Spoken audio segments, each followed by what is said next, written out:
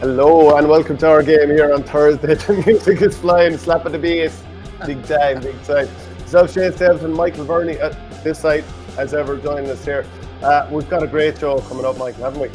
Yeah, jam-packed, Shane. We've the new Laois manager, Willie Maher, coming on in a few minutes, and we have the former Mayo, Offaly, Fermanagh, Clare manager, John Motton, coming on later on the show. And John will obviously have loads of information on the Mayo quarterfinals that are coming up at the weekend, and plenty of other bits in between, because he's been involved in lots of different counties and will have his finger on the pulse of different things that are going on. But yeah, like loads of county finals this weekend, loads of big knockout games with a lot of big hitters. There's going to be a lot of big names gone after this weekend, realistically. So yeah, loads of juicy games to preview. Yeah, and Michael is probably going to do more of the chatting. I'm going to have to get feckin' shares in Strepsils at this stage, because maybe they'll sponsor the show, Shane. Who knows? Our game sponsored by Strepsils. If you're fecking out there, come on in. We need it. I definitely need it at this stage. A couple of comments in already. Jack Nulty, Kerry quarters on next weekend, I think. We're going to be chatting about that. And the Westmeath hurling final is also on. It most certainly is. So let's jump straight into it. The first thing that we wanted to talk about, I suppose, was what's going on with in Waterford, and the fact that Ballymacarbery are facing into 41 county titles in a row down there. Is there anything more insane? I mean, we're hoping for the best for Cumra Rangers, but history would suggest this is going to be a tough one. Yeah, it definitely would. It's amazing. There's a lot of those county titles have spanned generations of families as well. It's nuts. Like you're talking about mothers and daughters at this stage, and potentially within that you could be talking about mothers and daughters and potentially granddaughters within families. So it's an amazing achievement. I suppose it'll be even bigger news whenever that run does come to an end, because just like that's the greatest run in the GA that I can think of. Anyway, we were talking about 10 in a row for Schlockneil and Derry, and Alan McNamee winning 13 county titles. Some club winning 40 in a row is absolutely outstanding. They've obviously lots of All-Irelands from back in the day as well, when Michael Ryan was involved, and obviously his daughters are involved as well. So going to be fascinating there. And I know we hadn't actually spoke about it beforehand, but obviously that news broke in recent days as well about that game being abandoned, that under-12 game being abandoned in Waterford. And I don't know, Shane, if it's a case of that these things were happening and maybe weren't being talked about or weren't being reported as much before, but because games with abandoned referees getting abuse is so in vogue now, like they're all being reported on, and I think that's huge. If anything is happening in any county at the moment, untoward behaviour, people need to put it out there, and we need to try and do whatever we can in any way to stamp it out once and for all.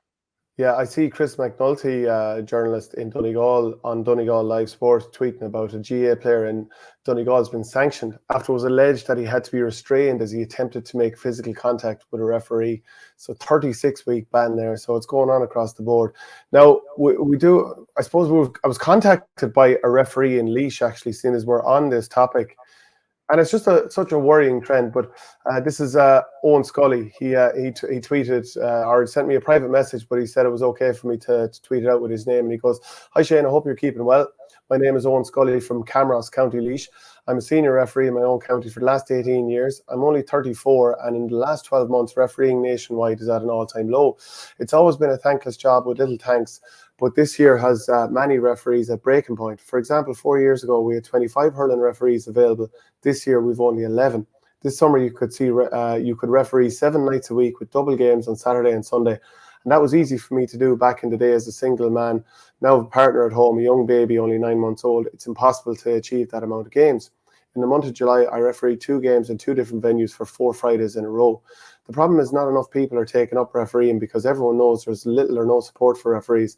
I write this message asking where are President Larry McCarthy and Director General Tom Ryan. Thanks, Shane, for taking the time to read the message. Kind regards, Owen Scully." So that just shows you where we're at with referees. Yeah, I remember chatting to Fergal Horgan about this last year, maybe the year before.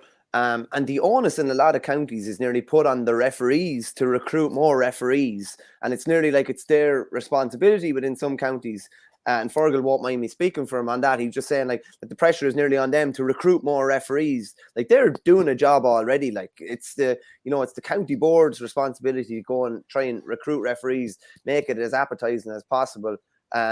But it's not been done across the board. It's becoming more and more thankless. All these incidents, like it'll be really interesting to see what the take up in refereeing is like over the next couple of years as a result of this, because all of the bad press, all of the videos that are out there, like not in a month or something, you would have to be half mad to be getting involved in it. You would have to be.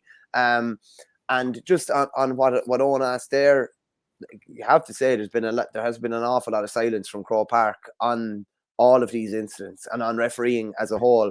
I haven't heard anything on it really. I haven't, heard any sort of directive coming from Croke Park. They're potentially obviously doing things behind the scenes, but we're not seeing, definitely not coming out in front of the whole thing anyway. And you mentioned the GoPros the other day. It's definitely one suggestion. I have to say, and I know maybe there was different commentary about it, in fairness to Wexford GA, they came out with a lot steps that they thought would help to eradicate this. I do think the clubs need to take an awful lot of responsibility. You need to take full responsibility in your club for who you're putting involved in a team. Any mentor, anybody that's getting involved in a team. And this might sound a bit like you're putting maybe too much responsibility on them, but you have to take responsibility for your supporters as well. They are supporters of your club. They are your responsibility as well. And it's important to be breeding is probably not the right word, but breeding, the right kind of principles involved, how you behave on match day, and putting up a sign in a field is grand saying, respect the ref or whatever it is. But it needs to probably start at the very, very start when they're coming in, when any parents or anyone are getting involved from under sevens the whole way up. And like I'd have no issue with clubs sanctioning people who step out of line. And I know that potentially could lead to, the GA is a funny one, because if you sanction a parent for doing something, they could move their kids to another club or something like that. Yeah. But that's if that's what has to happen, then that's what has to happen. You have to take responsibility, to me, for everybody that is at a game that is supporting your club. You need to take responsibility for them. But it's getting messier and messier week by week.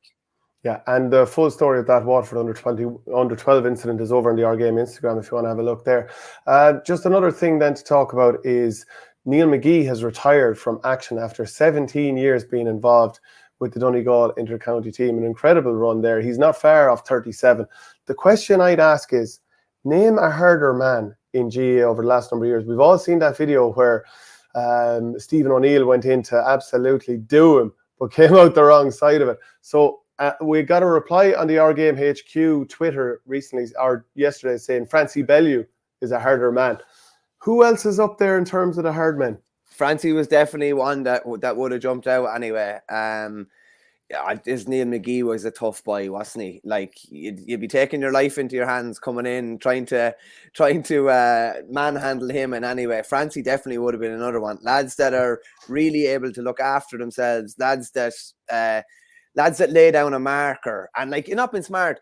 It's the stereotypical player you want. The Rock is another good one as well. And it's funny, Shane, is it any coincidence that all these guys are full backs? I don't think it is, because that last line of defense, you want a lad that you want it going through the forward's head. I'm taking my life into my own hands going in around here. And Neil Mcgee, you'd want to be a brave man going in around him. Same with Francie and same with the Rock. But interesting, Paddy Maher is another comment that came in there from Richard Hogan, and Fergus Butler had Iron Mike Coolan. That's definitely his wrestling name anyway, if he ever gets involved. But they were all hard men. And it's funny, back in the 90s, like, it's not like this now, but remember when the ball would be thrown in the middle of the field, like in hurling in particular, and it was like it was open season. And Mike is definitely someone that comes to mind when you think of a lad swinging 3 or 4 times and you want him to be able to protect yourself in around there. But Neil Mcgee was somebody. I'll just read out a couple of quick quotes from him actually. He just said the body just doesn't have anything left to give. He's turned 37 in a few weeks. I thought long and hard about last year, going back. I mean, with Declan Bonner staying on, I decided to give it one more shot. With the back playing up like it did after that injury the season before, I just didn't feature like I would have wanted. So it was a much easier decision this time around. He just finished off there. And I like this because there's a lot of negative commentary about inter-county and committing to inter-county. Representing my county, it's been such a massive part of my life, but I can look back and say it was all worth it. I have no regrets. Yeah, there are games and big days that got away from us and they stick in the throat, but if I could rewind the clock and do it all over again, I would. And there's a lot of negative commentary about what it takes to commit to an inter-county team. And I know we'll have Willie Maher on in a second, who's obviously looking to try and get as many players as he can committed to Laois. There's a lot of negative commentary about, what the commitment entails, how much it entails. And I love hearing players, bad news travels faster, but I love hearing players say, I would swap it for absolutely nothing. And look at the memories he has. There was probably times early in his career that he never thought he'd end up with an All-Ireland. He ended up with an All-Ireland, a couple of All-Stars, and a bag full of Ulster titles as well. Yeah, I'd have the likes of John Small as a fairly hardy lad. You'd have to give credit to Philly McMahon. He was well able to take a bit of abuse as well. There's lots of them. Keep the comments coming in and let us know. Kevin Keenan would have been one, but awfully Shane. I remember Joe Dean gave him an awful hard time in the first half of the 2000 All-Ireland final. He just couldn't get near him.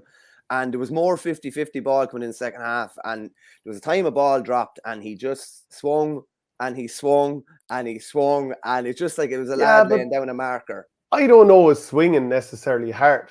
No, Shane. No. But I'm just windy. saying, there was none of that. You'd be windy. Because Joe Dean was obviously on fire the same day, but he just put the fear of God in him that if my touch isn't on here, this lad is going to be absolutely all over me. Martin Hanemy would have been another one for Offaly, but he would have been more subtle hardness, whereas I think Neil Mcgee, there was a fair bit, it was subtle enough at times too. But it'd be interesting to hear what other ones. Cassius King says, and these are probably two of the modern day ones, Michael Fennelly and Will O'Donoghue. Michael Fennelly delivered a hit on Joe Canning at the start of the second half of the 15 All-Ireland that I think turned the game and helped turn the half in Kilkenny's favour. And Will O'Donoghue does it regularly in games. Regularly. Yeah. He's a real enforcer. Shane Glynn says Brendan Linsky. That's over on Twitter there. So the Offaly final is on this Sunday. It's Kilcormac-Killahey against Shinrone. Shinrone have never won it. Last in a final in 1960. Kilcormac won 4 in the last decade there, having not... I don't think they'd previously won it at all. But I'd say most people will be favouring Kilcormac to win this, will they? They will, just on experience, Shane, to be honest with you, because as you say there, they had been in a few before they won it in 12. There's still the remnants of, the team that you would have played even in the Leinster Club final only 4 or 5 years ago. They still have Conor Slevin in goals, still have Ger Healy is up full forward now. Conor Matton is still leading the attack. Damien Kilmartin, centre back. Killian Kiley still obviously heavily involved at midfield. Lots of young players coming through as well. They definitely will be favoured. But this is the Fletcher final. This is Trevor Fletcher, who played with Kilcormac, won 3 county titles with them, kicked the goal in the All-Ireland final against Thomas's in 2013. He's managing Shinrone against his native club. I was actually just chatting to him yesterday. I thought this was funny. So they played Belmont on the Saturday, a team he also managed to 4 county semi-finals, having never been in a semi-final before he took them over. They'd never won a quarter-final. It was a real smash and grab job at the end of that game. He went and obviously had a few pints to say with the Shinrone boys that night, went to play Junior B with Kilcormac the next day. It was in O'Connor Park, he said, with his Kilcormac hat on, supporting Kilcormac in the county semi-final because it's his club, it's his number 1 club, that's who he plays for. And he said he was even in the blue ball in around Kilcormac having a few pints with some of the Kilcormac boys until a point. He said he kind of said, I had it in my head. He said I had a few pints with the boys, were having a bit of chat, and I said I should probably leave now at this stage. And he said Ger Healy said it to him, we'll chat to you today, Fletch, but we're not chatting to you for the next 2 weeks. And he said I kind of got the sense they wanted to talk about the match and they weren't going to talk about the match while I was there, so he just left anyway. And he's living in Kilcormac, and like his 2 sons, his daughter's actually in a soccer scholarship in the States at the moment, but his 2 sons and his wife will be going to the game wearing Kilcormac colours. He'll be going wearing Shinrone colours. It's just it's a fascinating narrative to a fascinating final. Shinrone haven't been in a final since 1960. Had been threatening to get to a final for probably the guts of the last decade. Probably, were lucky enough in their semi-final, but they took out Rhinus before that, who had beaten them in 9 knockout championship games in the previous 10 or 12 years before that. It's funny, everybody is saying Kilcormac are the favourites, and they are favourites, but I really do expect a performance from Shinrone, I have to say. And I think this is a one-score game. And if I'm being honest, I wouldn't be that surprised if Shinrone won it. Okay. We might touch on it a little bit more later on, but we're going to bring in Willie Maher now, the new Laois hurling manager. Willie, how are things with you? Very well, Shane. I'm just listening to yourself and Michael talking there. I heard with Trevor Fletcher, minor with tip in '97, so there's another angle. But just great fella, and he's having huge success there. Yeah, it's gas. I actually saw a picture yesterday, and before I was chatting, Trevor, he'd a red Cooper. He was a lot skinnier. He was a lot skinnier back then, maybe than he is now. But you were on that team. Owen Kelly was on that team as well, actually. Yeah, no, we'd won the All Ireland the year before, and we were caught in an All Ireland semi-final in Croke Park. We beat Clare in a Munster final with 2 or 3 last-minute goals. Donald Shelley from Ballingarry got 2 goals. So Trevor was he was a fair stick man back in the day. Yeah. And of course, obviously, and speaking of Owen Kelly, know him very well, brother-in-law, and he's involved with Waterford next year. Did you see that one coming?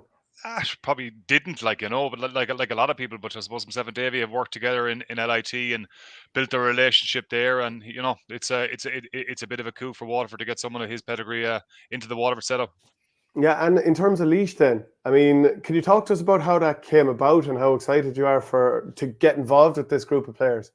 Yeah, look, it wasn't something on my radar, I suppose. I was working away with Bennettsbridge. We were beaten in the quarterfinal last weekend, and it just came up. I suppose 2 or 3 weeks ago, I got the offer, and I said, yeah, it's a big opportunity. Doing the background, and I suppose doing the due diligence before I said yes. There's a lot of players in Laois, a lot of I suppose hunger to do something, and that really appealed to me. And look, can't wait to get going in the next few weeks. You've been watching the games pretty closely, Willie, by all accounts. I know we'll go into the Laois final at the weekend, but 2 cracking semi-finals and a good county final to look forward to this weekend. Yeah, look, just I'm really impressed with the both semi-finals. I was up there 2 weeks ago, Moore Park. 2 really good games. Camross really, I suppose, competitive and really kind of, I suppose, when it was Rathdowney drew level with a couple of minutes to go, it looked like they were going to finish the stronger position with the likes of Ross King coming off the bench and having a big impact. So that was a big win for them. And then Balacolla in the first game, really impressive. Pressure was on for a lot of the game, and a lot of big players up front that stood up and scored big when they needed to. But speaking to Declan Naffin afterwards, he wasn't happy with the performance, and I'm sure he's going for 3 in a row, I think, with Balacolla on Sunday. So look, big personal achievement for him, but a huge one for Balacolla if they can do the 3 in a row. Yeah, they're a quality team. Like last year, obviously against Ballyhale, it didn't go the way they wanted in that Leinster final, but I don't think they were 29 points the worst team, Michael. It's just, I think Ballyhale got a couple of scores, maybe Clock then started going for goals, and then all of a sudden the arse fell out of it. Yeah, there was a bit of a panic, Shane. It's probably just been in a position that they'd never been in before, playing somewhere that they'd never played before. And so we saw like the Shamrocks against Glenmore. Like the Shamrocks can beat you by 15 points so quickly. Like that turned into a 15-point beating when it was, competitive for long spells. They can do that. And it's good to see that sort of a defeat. That was it was obviously a brilliant year for them, kind of a red letter year almost. But that type of a defeat can often take a lot of oxygen out of you, but it doesn't look like it has at all. They've come back as strong as ever. That their semi-final was tight with Castletown until the latter stages. Then all of a sudden, Willie Dunphy really got into the game. Big second half, Picky had a big second half as well, and they put up a huge score. So they're looking to do something in 3 in a row that obviously is very, very difficult to achieve in any county. They're definitely favourites coming into it, but just the one thing that kind of Willie mentioned there, like Camross are so teak tough and kind of they're a hard team to break down, and they are a common side. Nice bit of underage success. They put up a big score as well. Zane Keenan, obviously, who's definitely go down as one of Laois's probably best players of all time. He's carrying a bit of a back injury at the moment, but he put 14 points over in the semi-final. Like he's still crucial for them. Lots of younger, kind of nippier players in around him as well.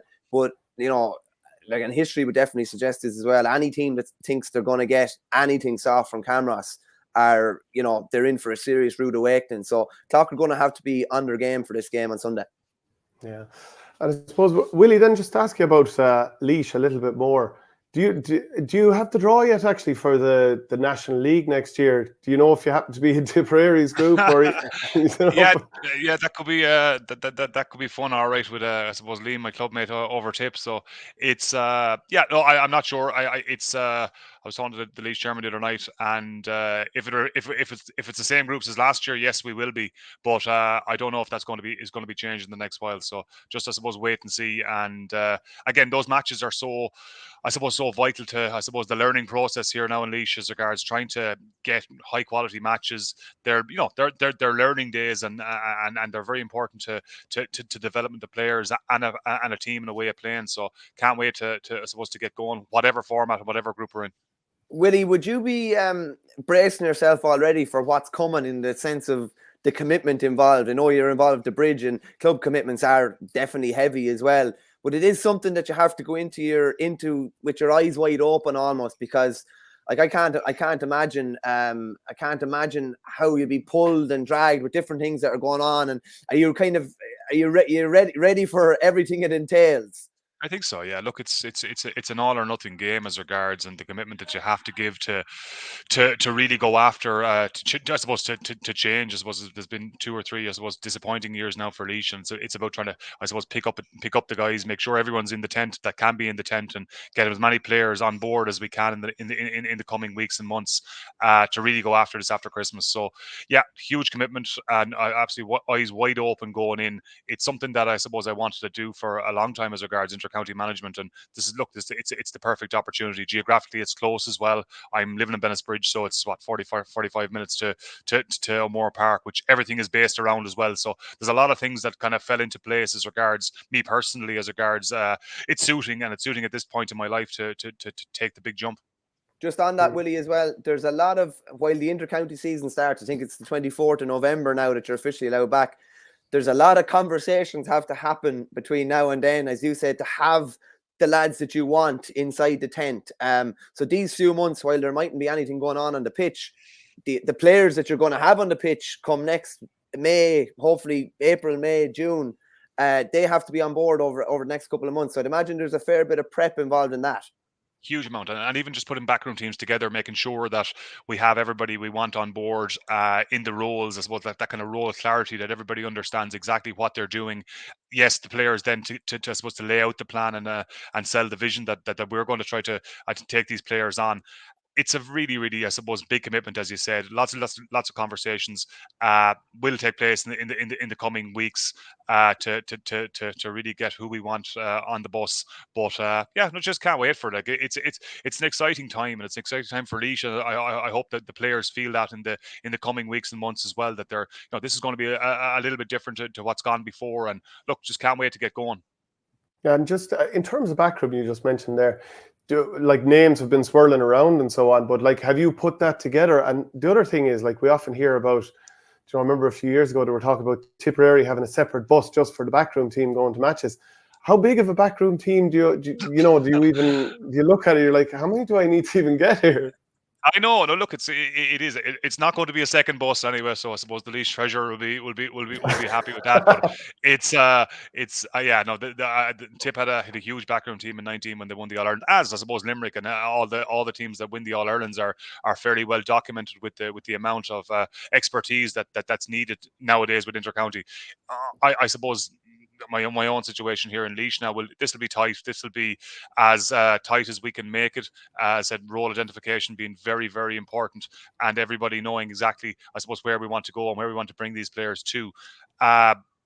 To answer your question, it's not going to be as big as Tip, but look, it's going to be substantial at the same time, because in this arena of intercounty, you know yourself, it's dog eat dog, and you need all the expertise and help you get. I read an article this morning on Joe Fortune. He was talking about Westmeath, and he was again lamenting the amount of time, effort, and I suppose delegation that you need now as well. So it's something that yeah, look, can't wait to get going, and yeah, there'll be a few names to be announced soon. And will I put you on the spot? Do I put you on the spot asking you about one of the names? You know where I'm going with this, Willie. I do know where you're going, and yes, he will be on board. But I suppose we'll talk about that in the coming weeks. Okay, that's Dan Shannon for anyone out there who doesn't get where I'm going with that. So Shane, that makes it exciting. Shane, we were trying not to mention names. We were reading between the lines there. You didn't need to go and literally plaster it. But the viewers would be very. That's the Bursley League. I think you just had to jump in. There you go. Yeah, there you go. the old ignorance there. But like you worked with him with Bennettsbridge as well. You obviously get on great. You worked with him with Waterford back in, was it 14? So like, what does he bring? Dan is unbelievable. He's just really honest, humble, authentic, hard work, and he's everything you want. And I think players will relate to that very much in the coming weeks. I suppose you see a kind of a larger than life character, and that's how I would have seen him pre getting to know him. But he's just like that super fella, really organized. Hurling as regards, he's done it all on the field, and now he's doing it in a coaching sense. I suppose getting that Waterford team to an All Ireland in 17 was a big achievement. I know they were very disappointed not to win it, but really good hurling man, and that kind of not passion, but that kind of real understanding of high level sport. Dan has that, and he I suppose he imparts it in a very kind of learning and teaching way to players. So look, can't wait to get going. I know Dan is excited too, but super fella, and I see you haven't signed up to do a coaching course in the next in the coming weeks, which will be a real treat, genuinely to hurling people out there. He's really good. Yeah, well, funnily enough, as you mentioned, I might as well throw it up there. That's coming up in Naas, Friday, October the 21st. So really looking forward to that. And I'm glad I don't have to wait until then to ask him whether he's going to be part of the backroom team or not. And just on that, Shane, as well, Dan is actually involved here as well, reeling in the Hurling Years fundraiser in Burr on Thursday, October the 13th. Big news last night. We got Mickey Hart signed up as well.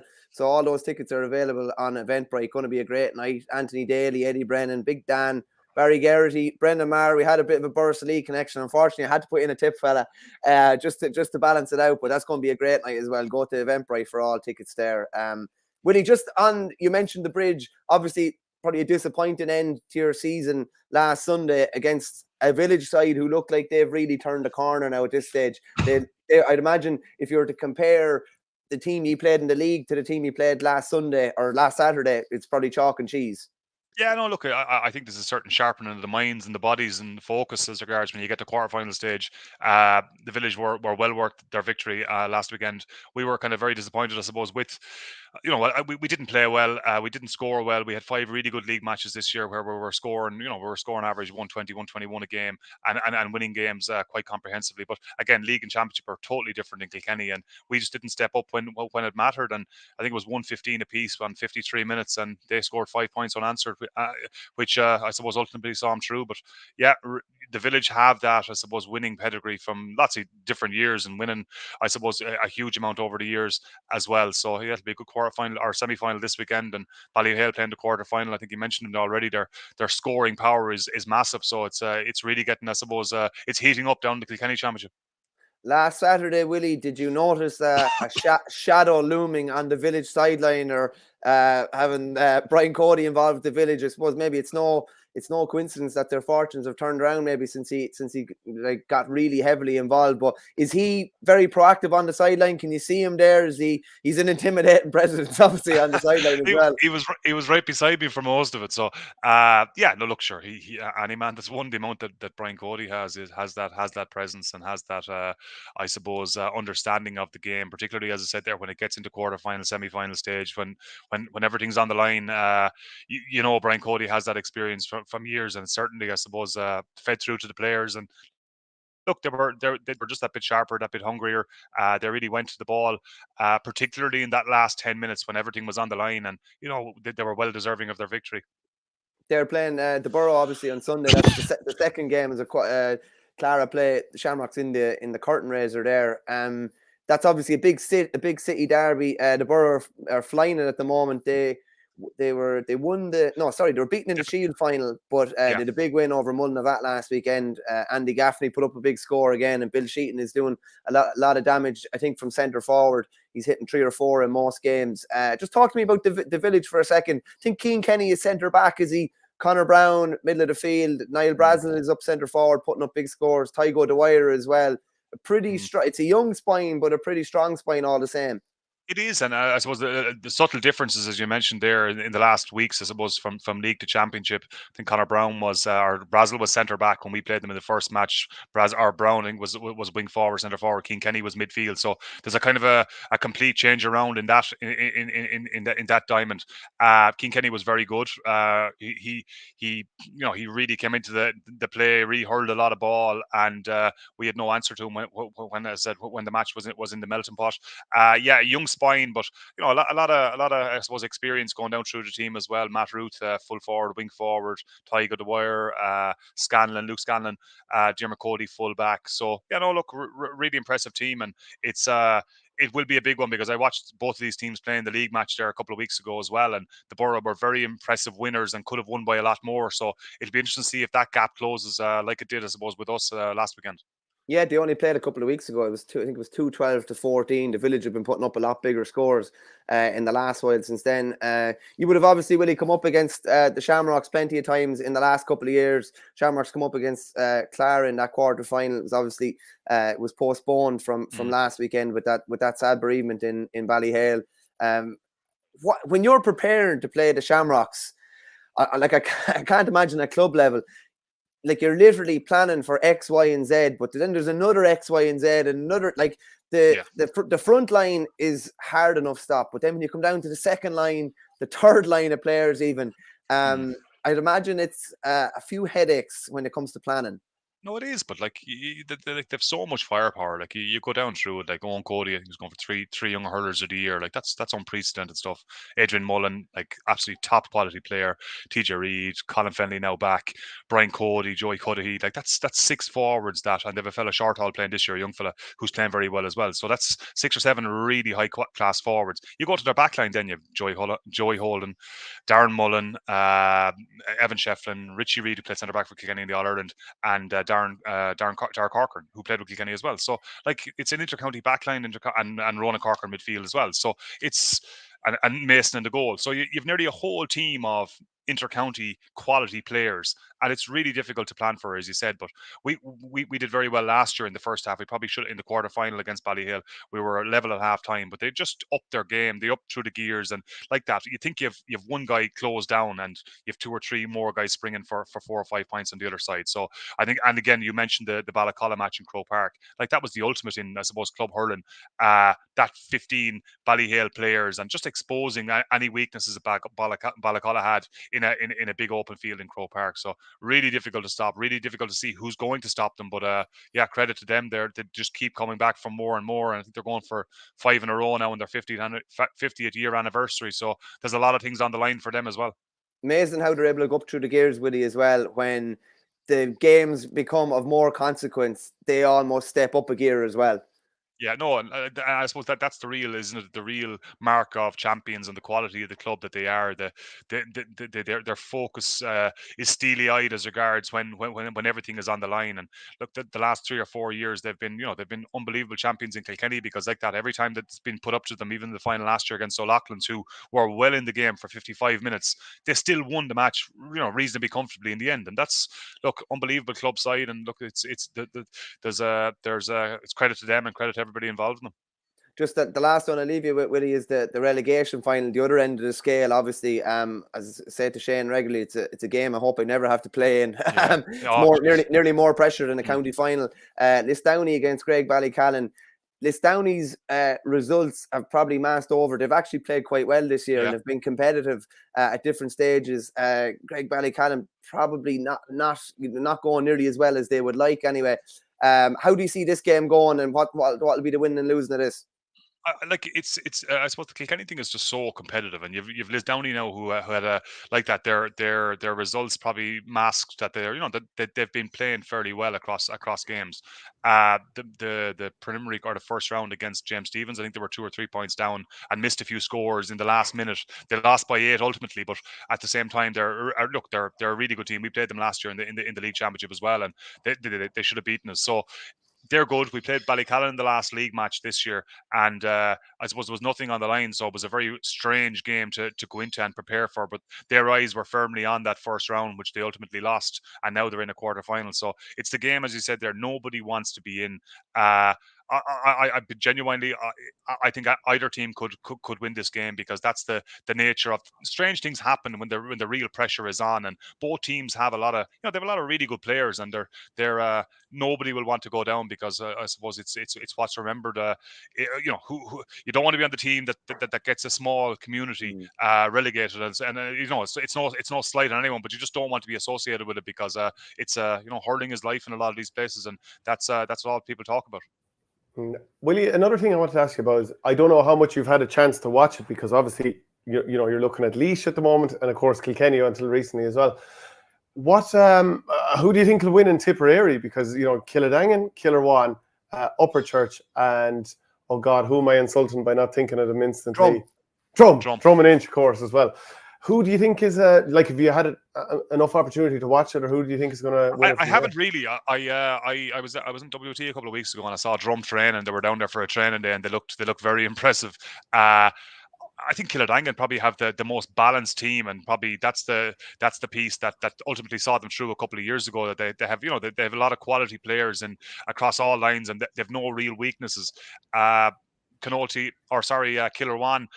really, I suppose, good solid team as well, and with Niall O'Mara back to some bit of form as well, I think he's given them a huge, and I think you mentioned it there during the week as well in your commentary, Jerome Cahill, flying it as well. So they have a lot of players, and it is, but I think Killadangan look most even. Upperchurch, I haven't mentioned them, and James McGrath, I'll be delighted I haven't blown them up, but it's they're good honest team in the hurling and football semi-final, and obviously a lot of players across both codes as well. So it's a very even championship, isn't it? It's very kind of, it's yourself.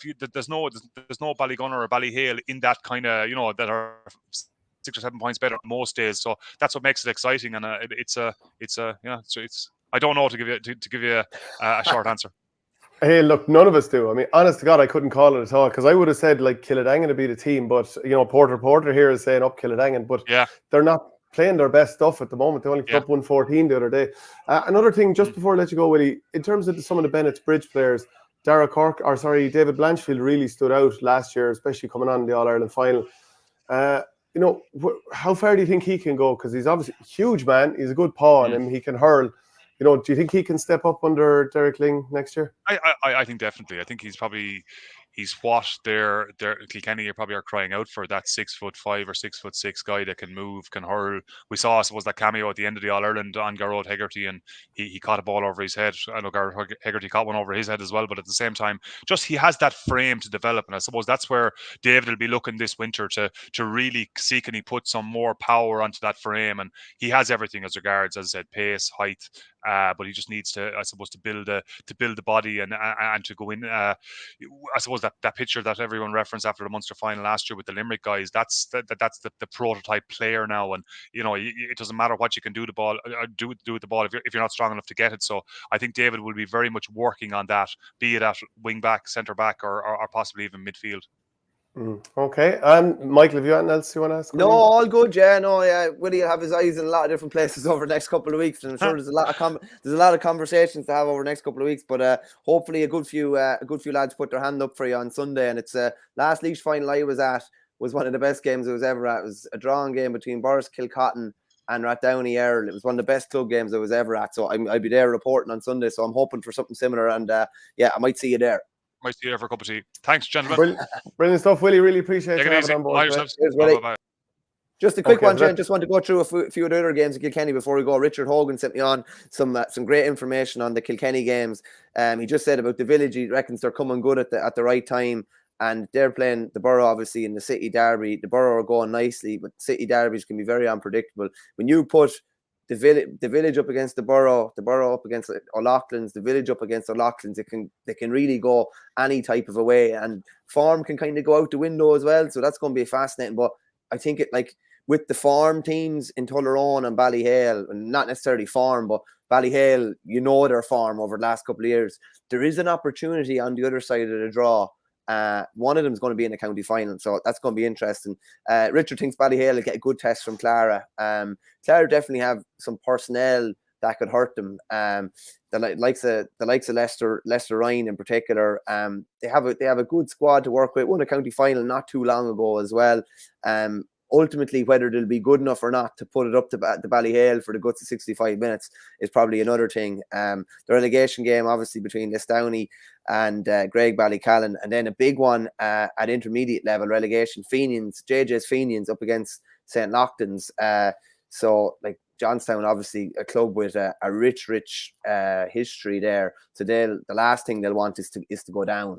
But probably the age profile, probably not on their side. And Richard said as well on Lisdowney, their form actually has been quite good, despite the results maybe not suggesting it. They have been competitive for generally really competitive for the guts of 3/4 of a game. I'd probably be just about fancying them to come through in that. But we saw a couple of years ago was the Roar famously played possum in a game the week before the relegation final, and then came good. But as Willie said there's some pressure on this game, an unwanted pressure, and anything can happen in these big relegation games. So it's going to be a fascinating weekend. Yeah, because my memory of us talking about the Kilkenny Championship this year is that Greg Ballycallan have generally been conceding decent scorelines or losing by a decent bit, whereas Lisdowney have been that bit closer. Now, maybe there's the odd fixture where they haven't, but that's kind of my memory of it.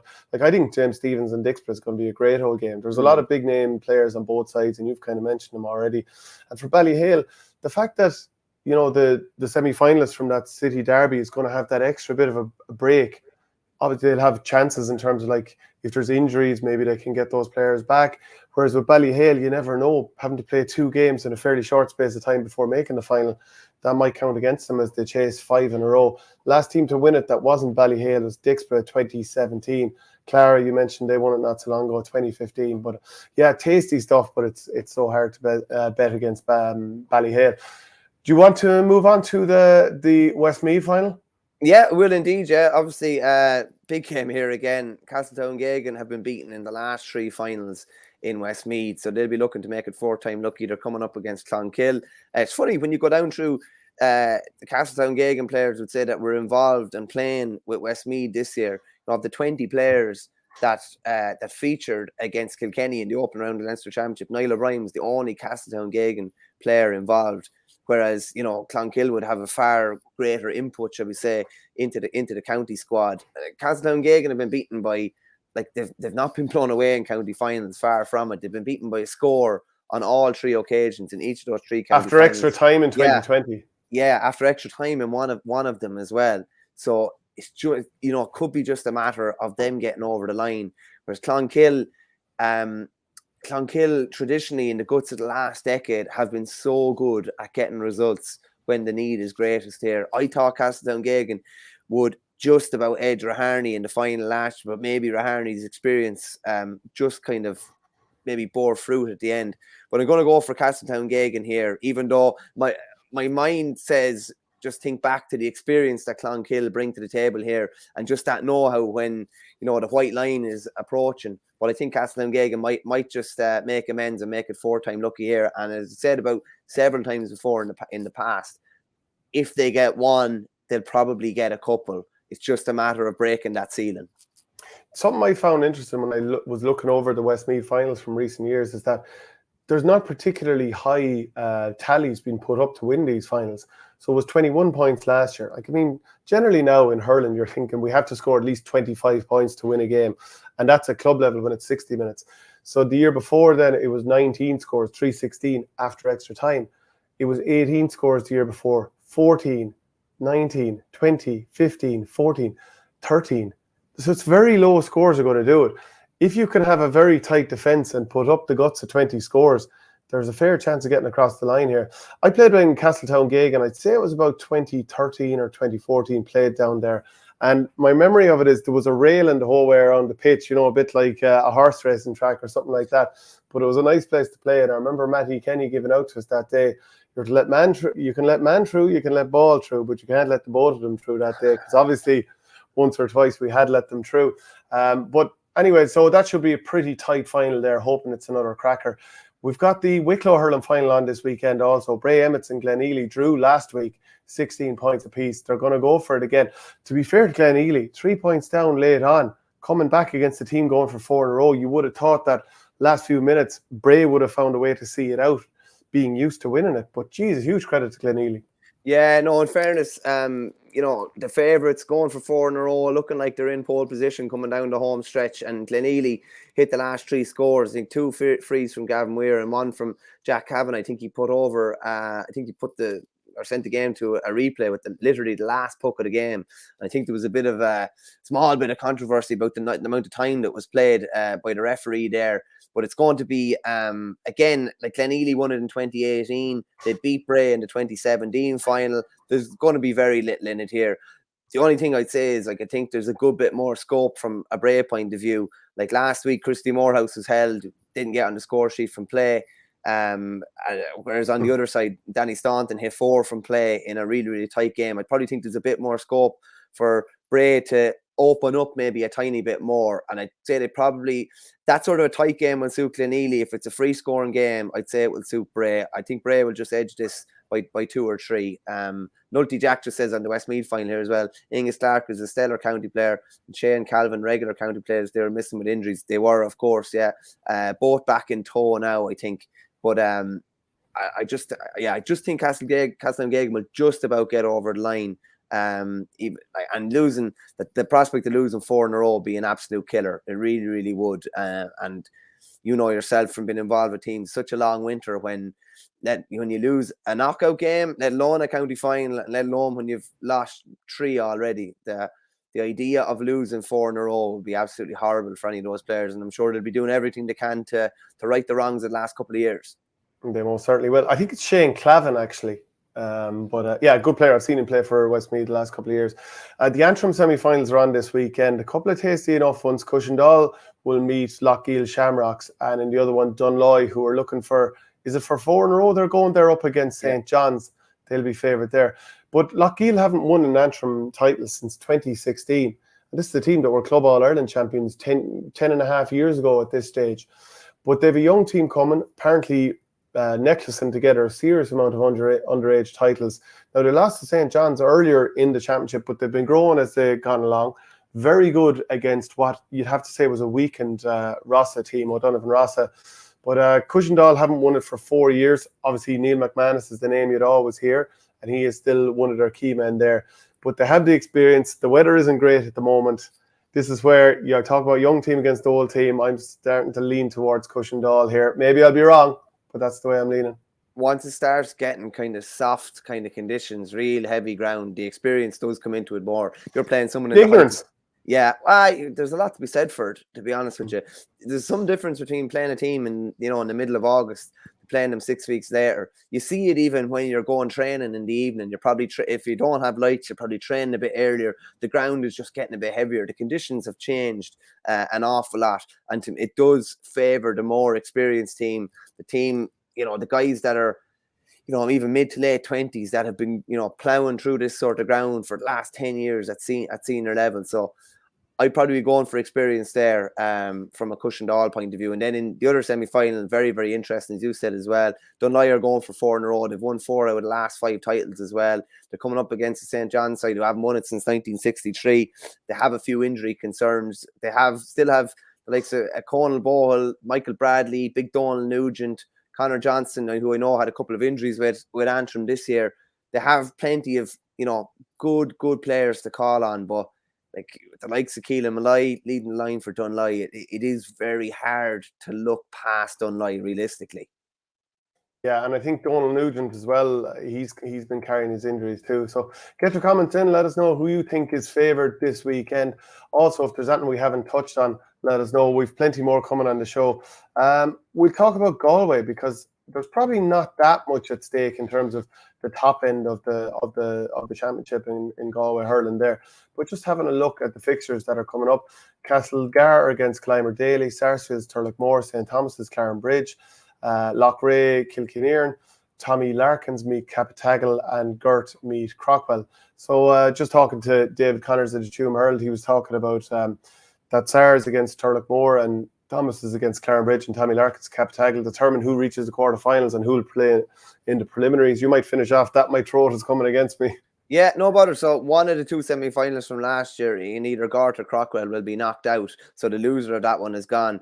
There's not huge stakes maybe in some of the games. There isn't a few, but from here on in, they're going to be all big knockout games where there's no back door. So just to fly through the fixtures here, Castlegar versus Kilimer Daly, Sarsfields and Turlough. Turlough obviously had a big win over Thomas's the last day. Bit of a statement win after a really disappointing year last year. Franny Ford at the helm there. He's obviously going to be involved with Dublin in 2023 under Micheál Donoghue. Thomas's against Clarenbridge. So that's a repeat of last year's county final. Thomas's 22-game unbeaten run ended against Turlough fairly convincingly, it would have to say. And I'm sure the last thing they want is to lose a second game and end up having to go through the preliminaries. I'm sure they want to get back on the horse and go again. Loughrea, who've been very impressive so far, you'd definitely be expecting them to get a fairly decent win against Kilkenny. Tommy Larkins against Capatagal, and the game I mentioned earlier there, you have Gort against Craughwell as well. Semi-finals in Armagh as well. So you have Law of Darragh against Cuchulainn, and you have Middletown, who have generally been the standard bearers in Armagh over the guts of the last decade. They're up against Crave Rua in Sligo. There's only just one fixture in Sligo this weekend. You have Easky up against Western Gales. We might do a quick one, Shane. I know we have John Maughan coming in a minute. What would you reckon about doing our dual club power rankings? So there's a fair whack of clubs left that can, potentially win dual county, dual province, dual All-Ireland. Now, whether it's going to happen or not is another story. No one has ever done it, and only one club, I think it's the Bars, made it to finals in both codes. So it might be a fascinating little power rankings for us to do for a couple of minutes here, even though it probably won't take a couple of minutes. It'll probably take a lot longer than a couple of minutes. We'll be here for about 3/4 of an hour. Well, look, to be fair to Conor McKenna, the journalist based in Westmeath, he's listed out the teams as well. You might just go through the teams that he's listed out. I'm basically asking you to take over here for a few minutes. Yeah, I actually can't see them, Shane, would you believe? Handy. No. Okay, so I'll read it out. So Ballyboden St. Enda's, Cratloe, Aero Guinness, Kilmacud Crokes, Naas, na Fianna of Dublin, Schlockneil and St. Finbarrs. Okay.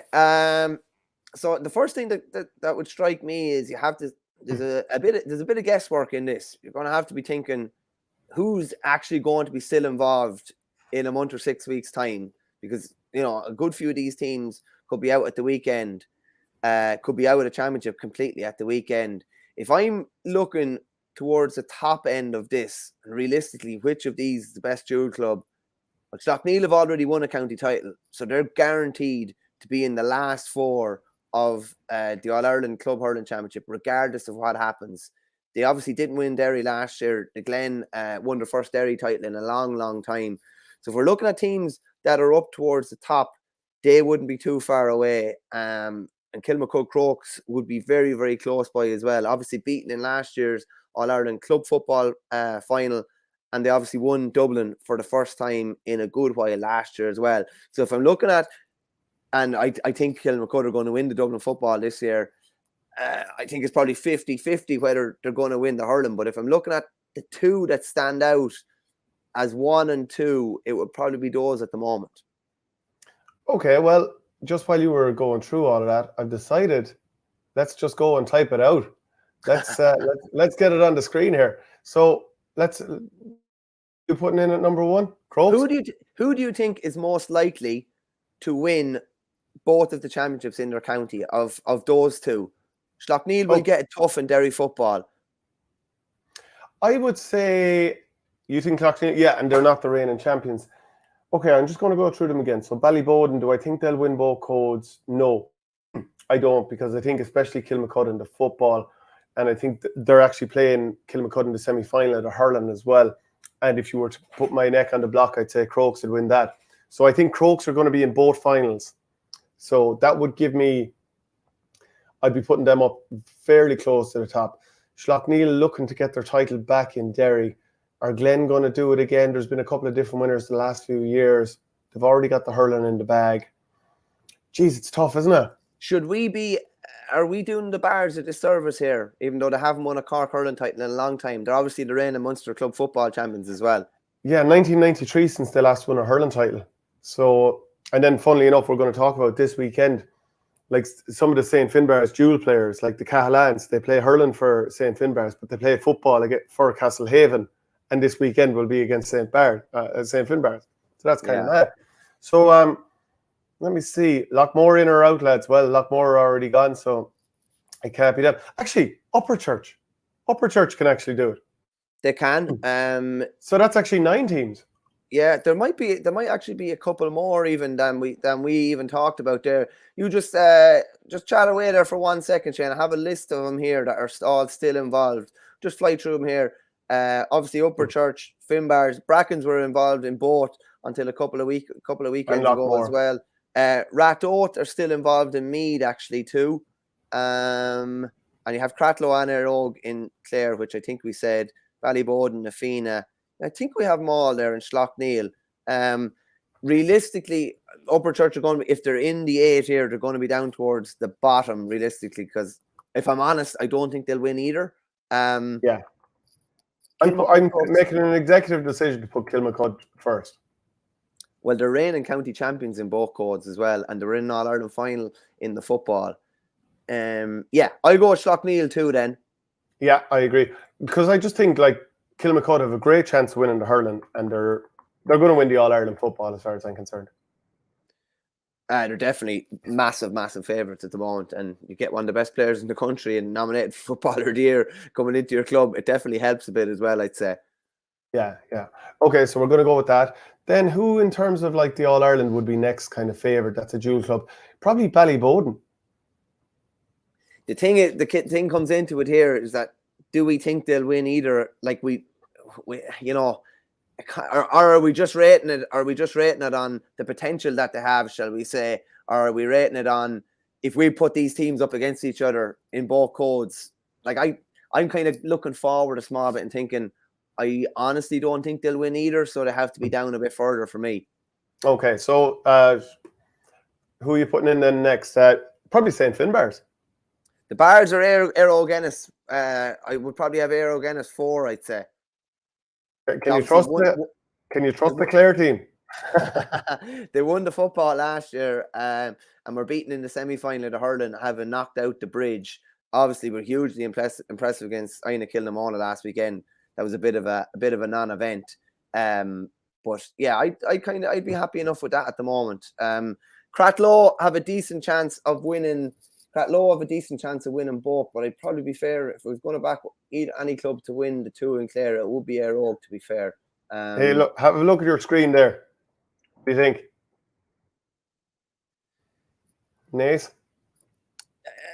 Coming into the Leinster Senior Hurling Championship is going to be very, very difficult. But they're already Kildare champions, and potentially in 2 weeks' time they could be double champions again. Yeah, I'd be okay with that. Yeah, I'm okay with that. Yeah. Okay. Ballyboden.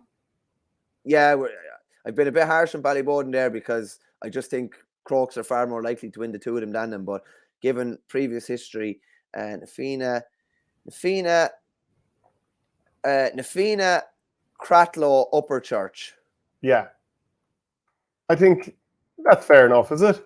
It's something going when you think about it, and it's easy just like it was easy keep saying it last year with Lockmore, but like the thing about this is Crokes do not have a significant overlap of players. It's 2 to 3. Schlockneil have a massive overlap of players. Upper Church have a massive overlap of players. Lockmore had a crazy overlap of players.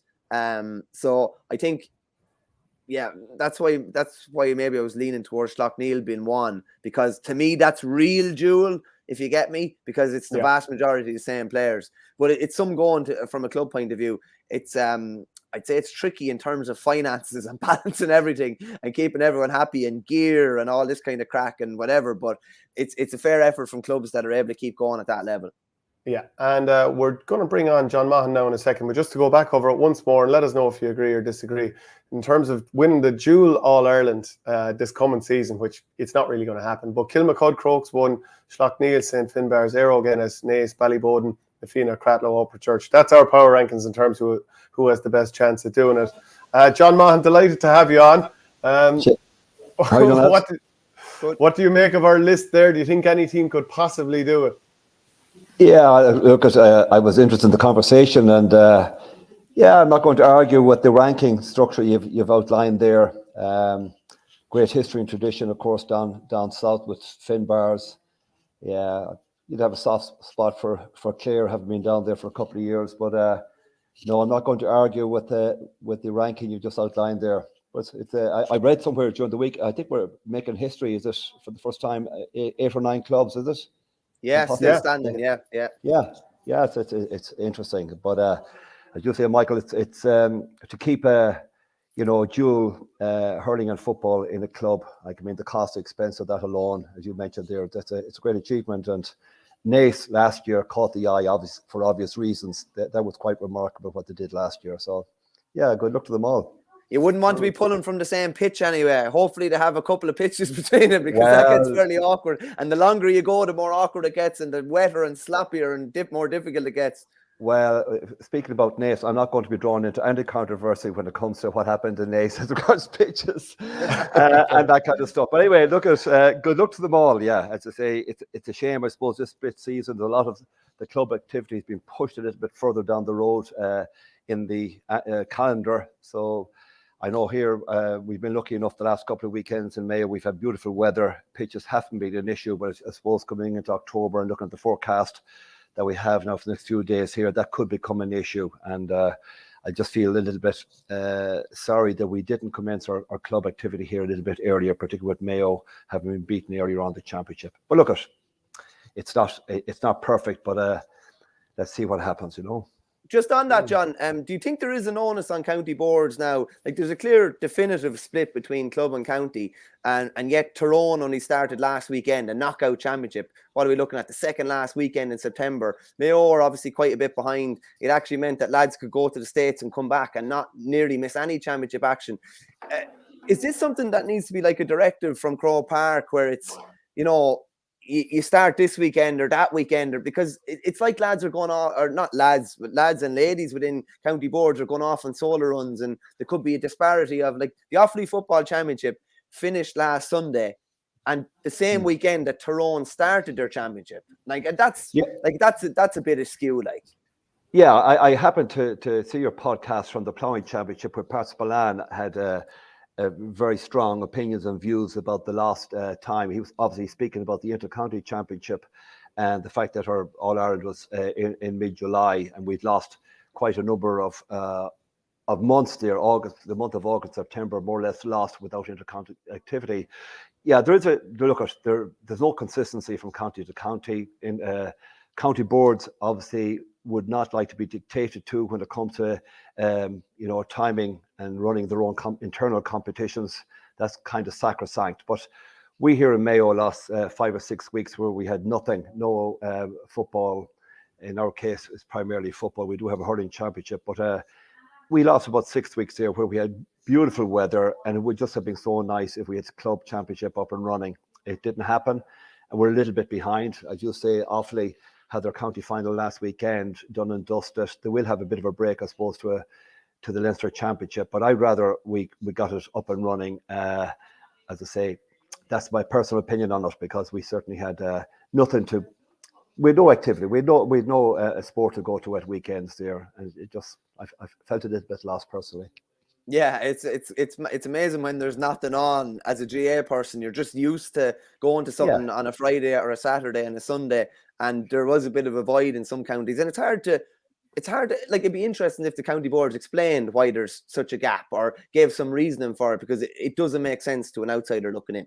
Well, yeah, exactly. I mean, look, you mentioned it there, Michael, the issue regarding players traveling to the stateside. I mean, if they flagged it early on and said, look, at our championship is starting the minute our inter-county activity is concluded, we wouldn't have the exodus that we had. And then you've got to try and facilitate that. Because of my army career, I never had the opportunity to go into the States and play football, but I know many young kids here from Castlebar travelled overseas to North America, to Canada this year. And it's hard to deny them that opportunity as well. But look, it's a bit of a balance. There's no right answer to the whole thing, but it's as I say, it'd be nice to have a bit of consistency in every county, and have month of August. Traditionally, we always had inter-county activity and we had club activity, and it's nice to be playing football when the sun is shining and we have no issue with pitches and nobody likes going out in bad weather, and the chances are we'll have a couple of poor weekends weather-wise. Now we may not, but there's always a likelihood that that's what we'll have, you know. Just, you mentioned the Army there, John. It's probably it's a unique segue. I'm just going back to one of your Army colleagues, who's now obviously Mayo manager, Kevin Mcstay. What do you make of all that? There was obviously 4 fairly star-studded tickets going. I was there. I thought you were nearly going to throw your head in the ring there yourself at one stage. But what do you make of that? Kevin obviously has been longing for that job for a long time. Realistically, he's not going to talk about it too much, but the measuring stick is winning an All-Ireland, and there's a lot of pressure, I suppose, with being involved in Mayo. What do you make of his management ticket, and what do you make of their chances over the next few years? Well, first of all, I was quite surprised, because I did see where he was on the record saying he would not get involved in any other inter-county activity once he departed the Roscommon scene. But I do know he had a couple of runs of getting the Mayo job, and he was quite passionate about getting the opportunity to manage his native county. He's retired, and lives in Roscommon, which is not a big commute for him. He's put a fantastic team together. Like, I mean, some would argue down here that maybe it's too big. I mean, there's a lot of guys here with a huge Stephen Rochford, Donny Buckley, obvious ones, Lee McHale, Damien Mulligan from my own club. Stephen Rochford and Damien are from Crossmolina. So I know them particularly well. I think I got a text message yesterday saying that the goalkeeping coach has been added, and that's Gary Matthews. I don't know whether that's true or not, but that's a huge, huge backroom team. The unfortunate thing about all of this is all the conversation in the last couple of weeks has been about the management. I'd rather us talking about some young club footballer that has just maybe had blown the club championship with his talent. And I've seen a lot of club games down here, and I'm quite impressed with a couple of the young lads, particularly from Kevin's native club, Ballina Stephenites. They're doing particularly well in the championship, and a lot of young talent coming through there. But unfortunately, all the talk is about the management, the backroom team, the big PR event that took place last week. And I just feel enough's enough. Let's focus now and try and identify what kind of a squad is going to can we pull together, what kind of new players are out there that come on. I'd rather the focus be on that right now. But look, it's a great backroom team. There's no doubt about it. To have that kind of quality and experience with guile and expertise and know-how, there's no excuses now for the footballers. Everything, I suspect every resource possible has been thrown at this Mayo team. They've been extremely well catered for in every aspect. I know that from being around different counties. The Mayo team has been, they've got everything. The nutritionists, psychologists, the best of food, best of travel arrangements, overnight accommodation. All that is top notch. No excuses. Let's go and try and win one. And I'm not quite sure. I just personally feel that maybe this team has maxed out. It's plateaued. It might be in somewhat of a decline. I saw Kenny O'Connor picking up that knee injury in Westport, playing against Westport a couple of weeks ago. Not as bad as first feared, but I think his club action is finished for this season. Ballan Turber are Morris out. They're playing this weekend, but I think his club action is finished. How much more is there in Aidan O'Shea? I've seen him now playing last weekend against Balmullet. He's has he? His best days are over, are they? I'm not quite sure. Lee Keegan, he's at that age now where you'd wonder how much more is there. And I'm talking about 3 kind of iconic players for Mayo. Now, we're lucky enough. There's a new crop, the Tommy Conroys and the Rhino Dunn, who's coming back. Owen McLaughlin here has picked up quite a significant knee injury for his club, and there's a rumour circulating that he's going to be out for 6 or 8 weeks. But the thing is to find the next couple of gems. And luckily enough here in the last couple of years, I'll be honest, there's a couple of years here, I thought we didn't have a pup's chance of getting anywhere close to an All-Ireland final. And Mayo go and shock and surprise me, and with young players just coming through. And it's brilliant to see guys that might appear ordinary at club level pulling on a Mayo jersey, and they're like giants. I just hope we have a few more giants coming through. Yeah. You mentioned, John, about some players from Ballina that have impressed you. They're playing Clare Morris in a quarter final at the weekend. What particular players have stood out? Sounds like you're watching a fair bit of club action. I am, yeah. His own nephew, Conor Mcstay, Paul's son, Kevin Mcstay's nephew, that is. he's quite impressive. He's low in stature, very, very similar to Kevin's style, that knacky, shimmy, dummy kind of stuff. Plays number 11 for Ballina. He's been quite impressive. Gabriel Irwin, former All-Star Mayo goalkeeper. He has two lads playing for Ballina, Steve Knights, big giants of men. There's a guy called Dylan Thornton playing wing forward for them, about 6'4", lots of talent. I was chatting to Martin Carney. He was down at the game across the line at the weekend. I was chatting on Monday, and I said, look at what one player in particular caught your eye. And this guy certainly has. And he looks like a guy that could come in and make a difference for sure. Yeah, I mean, there's certain things you can coach, but you can't coach height. And he's got, I think, about 6'4", a big lad, a big unit, but he has lots of skill, and yeah, he's quite impressive. But of course, Ballina, Steve Knights, the one guy you'll be interested to hear this, that knits it all together, and that he's a warrior, and he was man of the match last weekend, playing against Balmullet, and he was superb when they comprehensively defeated the double county champions Knockmore. Porrick O'Hora, Swanee, he's amazing at club level, and he has a serious shoulder injury. And I could see him grimacing, particularly against the Knockmore game. He was carrying a shoulder. He didn't play in the first round of the championship against Balladreen, but he was very, very impressive. He looks in great form, and at that level, he's a man mountain. He's quite superb, you know.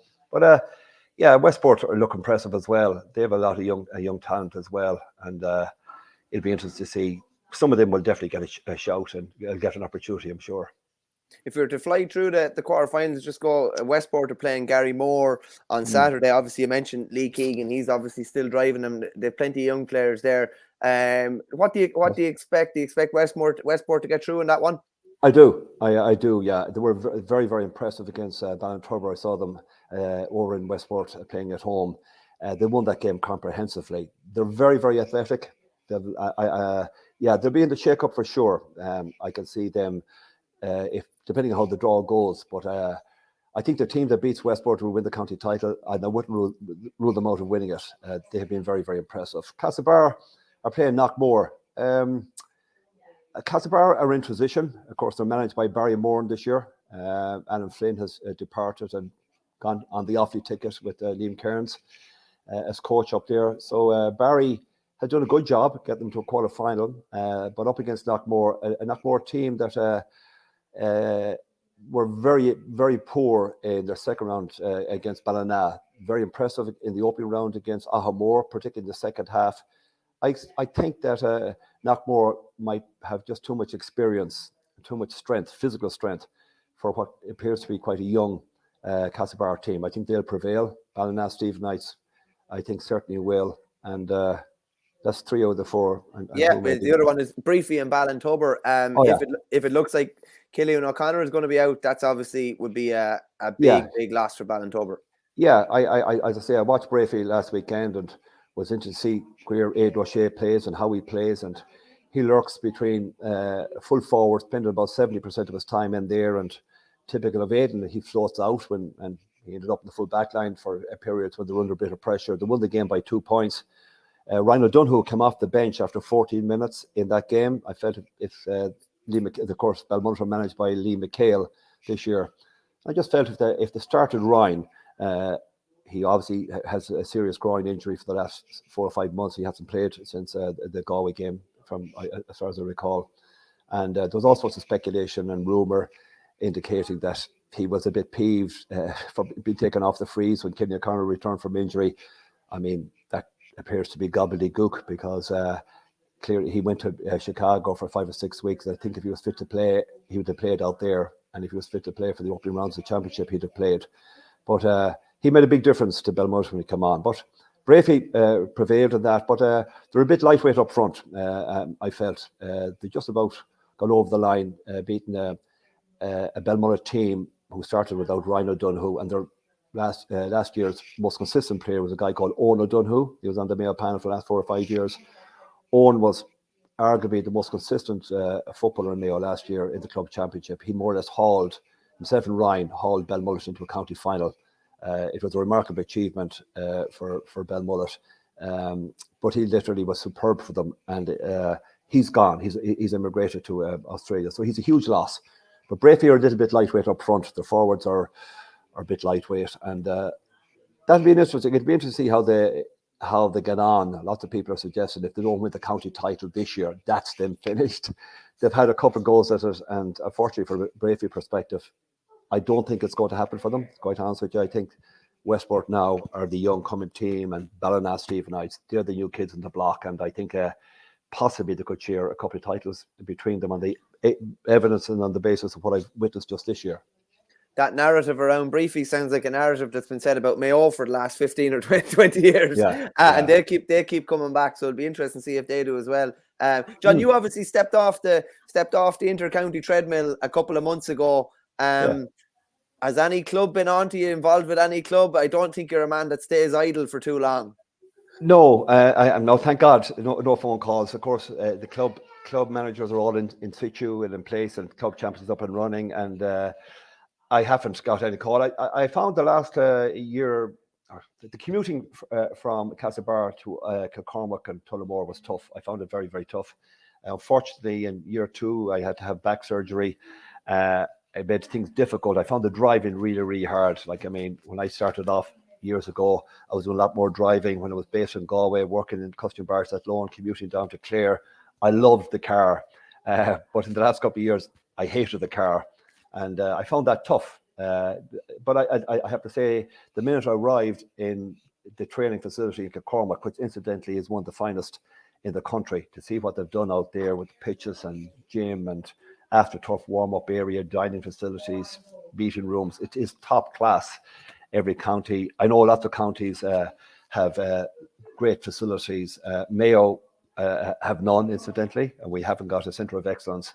And to see what Offaly have managed to achieve, and it's there's not a shilling owed on that facility, as you're probably aware.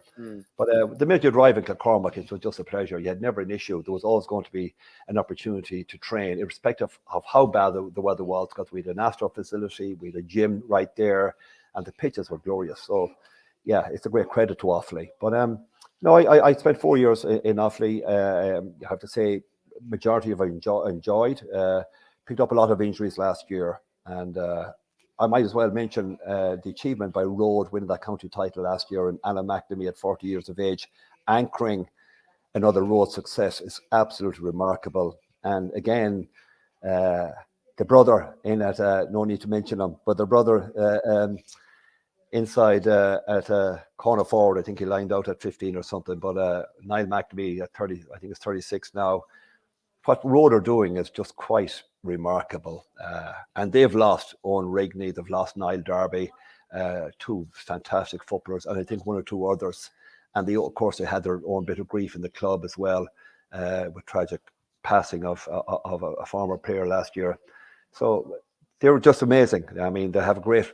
Offaly, I mean, having gone to school, I went to school in Carmel College Motor, and I knew the Offaly psyche and the dynamic very, very well. Walsh Island were the kingpins back in the 70s, and anything that came over from Offaly into Carmel College Moore boarding school, or even as day boys from Clara and those places, there was something unique about them. They had great heart, and I suppose that's why when the opportunity came to manage Offaly, I was delighted to accept it, because I knew there's something special about them for sure, and I have to say I enjoyed it, and I got no grief up there to a large extent, which was nice. Just something you mentioned there, John, about the facilities in Mayo, because I know James Horn said one of his biggest problems last year was, finding somewhere to actually have a base. Like, it's not something you really, it's not a headache you need as an inter-county manager. Like, and knowing where you're going to be based, knowing that this pitch is available to us every night we needed. Like how difficult, as I know it's a phrase that the Galway lads would often use about being on the hind tit, but you're under pressure before you even start. If you don't know where you're training, you don't know what pitch you're going to have, you don't know the geography of it all, the logistics of it all. It's not exactly an ideal scenario for an inter-county setup. I was out in the bike area on this morning, and I was cycling through a small village close enough to Castlebar here called Park, and I recall my days managing Mayo. I used to call in there to collect the key of Park. They were very, very good to give us the loan of their pitch to train. But I often, in my time managing Mayo, and I managed Mayo for 7 years, there was I might get a phone call at 7 o'clock to say we were about to train at 7:30. Say the pitch is closed. You can't train here. You can't train there. It's a disaster, really. I remember on one occasion I had worked in the military barracks in Castlebar here as a young training officer back in the day, and I was managing Mayo at the time. And some guy from Sydney Swans was happened to be in Mayo, and he wanted to see the Mayo team that had competed in the previous year's All-Ireland final. He wanted to see us training. We were training on a patch of ground in the military barracks. Tomas Tierney, who played for Galway and Mayo, was with me at the time. And one of the things we had to do was run a lead, which I borrowed from someone, to hang a couple lights up on Lelandy trees. I mean, the grass was about a foot long. Of course, the reason we're in there is because it was a wet night. It was swimming in water. And your man arrived from Sydney Swans, and he looked at this and he shook his head. He said, is this it? And I said, well, it is for tonight. But it is a joke. I mean, and we had identified a piece of ground here in Lockdown and Castlebar that would have been absolutely ideal for a centre of excellence. It didn't happen for a combination of reasons, political and GA politics and other. But it is a shame. Like, I mean, everyone around us has got a centre of excellence with top-class training facilities. They have certainty when it comes to training. Unfortunately, in Mayo, we don't. And that's a problem. It's a huge problem. And I'm sure Kevin will pull whatever bit of hair he has left in his head. He'd be so frustrated at times, wondering where to train because it's an issue for sure. The last one I put to you, John, is it easier? A lot of inter-county managers now, I know Jack O'Connor said it was much easier managing Kerry the third time around because he's retired from teaching. The age, and like even Kevin Mcstay is going back into it now. He's obviously retired as well. Brian Cody would have said he obviously enjoyed his whole reign with Kilkenny, but he had more time to dedicate to the job when he was retired from as principal in St. Patrick's de la Salle as well. Is it an easier thing to do now? Like if you're mid-40s, we'll say you're trying to keep down a 9-to-5 job or whatever with inter-county management, it's probably more feasible now when you're late 50s, early 60s, potentially retired, when you have a lot more time, because it's something that you need to dedicate. I guess we had Willie Maher on earlier. He's the new Laois manager. You are all in once you manage an inter-county team. It more or less dominates your life.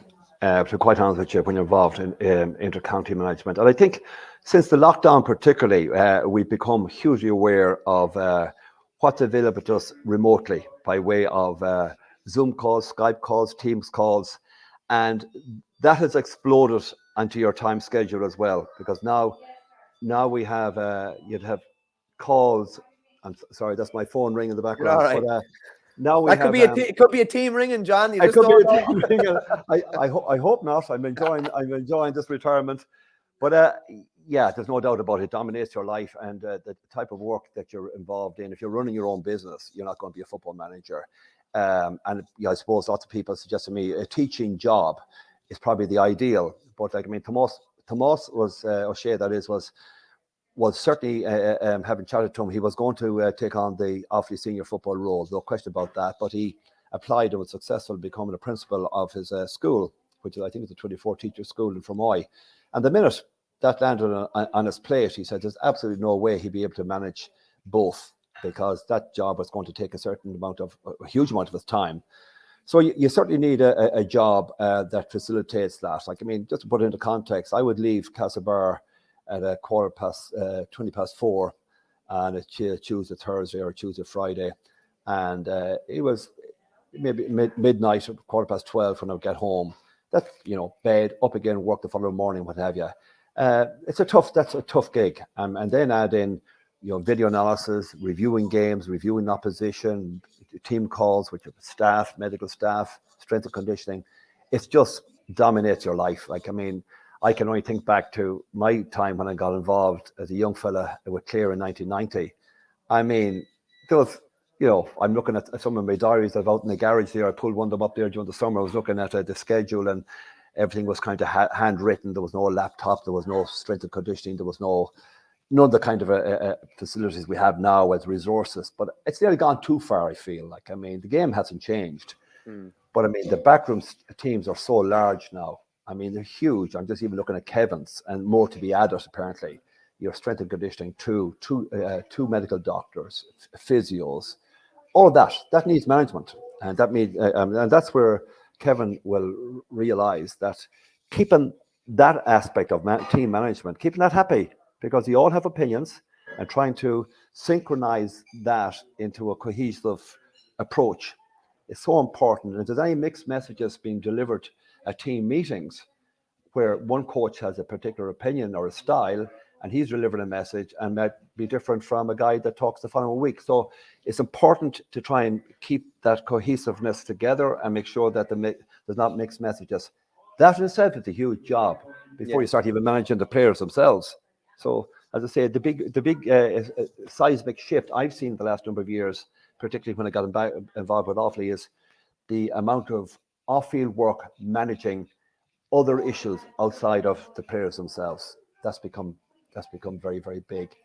And the other thing, and you mentioned it there about clubs, I mean, to finance this entire package, it's absolutely huge. Like, I mean, the GPA and Fair Play, they have introduced a lot of professionalism into the how players are looked after by way of meals, additional food supplements, nutritional supplements, all of that. It all costs money.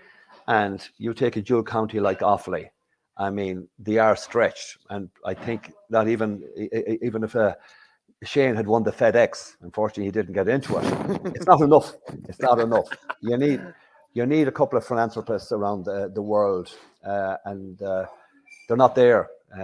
But certainly it's becoming financially excessive, and that's an issue I think that lots of counties are scratching their head. How will we sustain this? When you consider that Mayo County Board are paying about over €30,000 every single month on a debt on the Cale Park, what they're managing to do and to fund and finance with teams at all levels, 20s, minors, etc., it's quite remarkable. I mean, they deserve great credit. I don't know how it's done. I have no idea, but it's a fair achievement.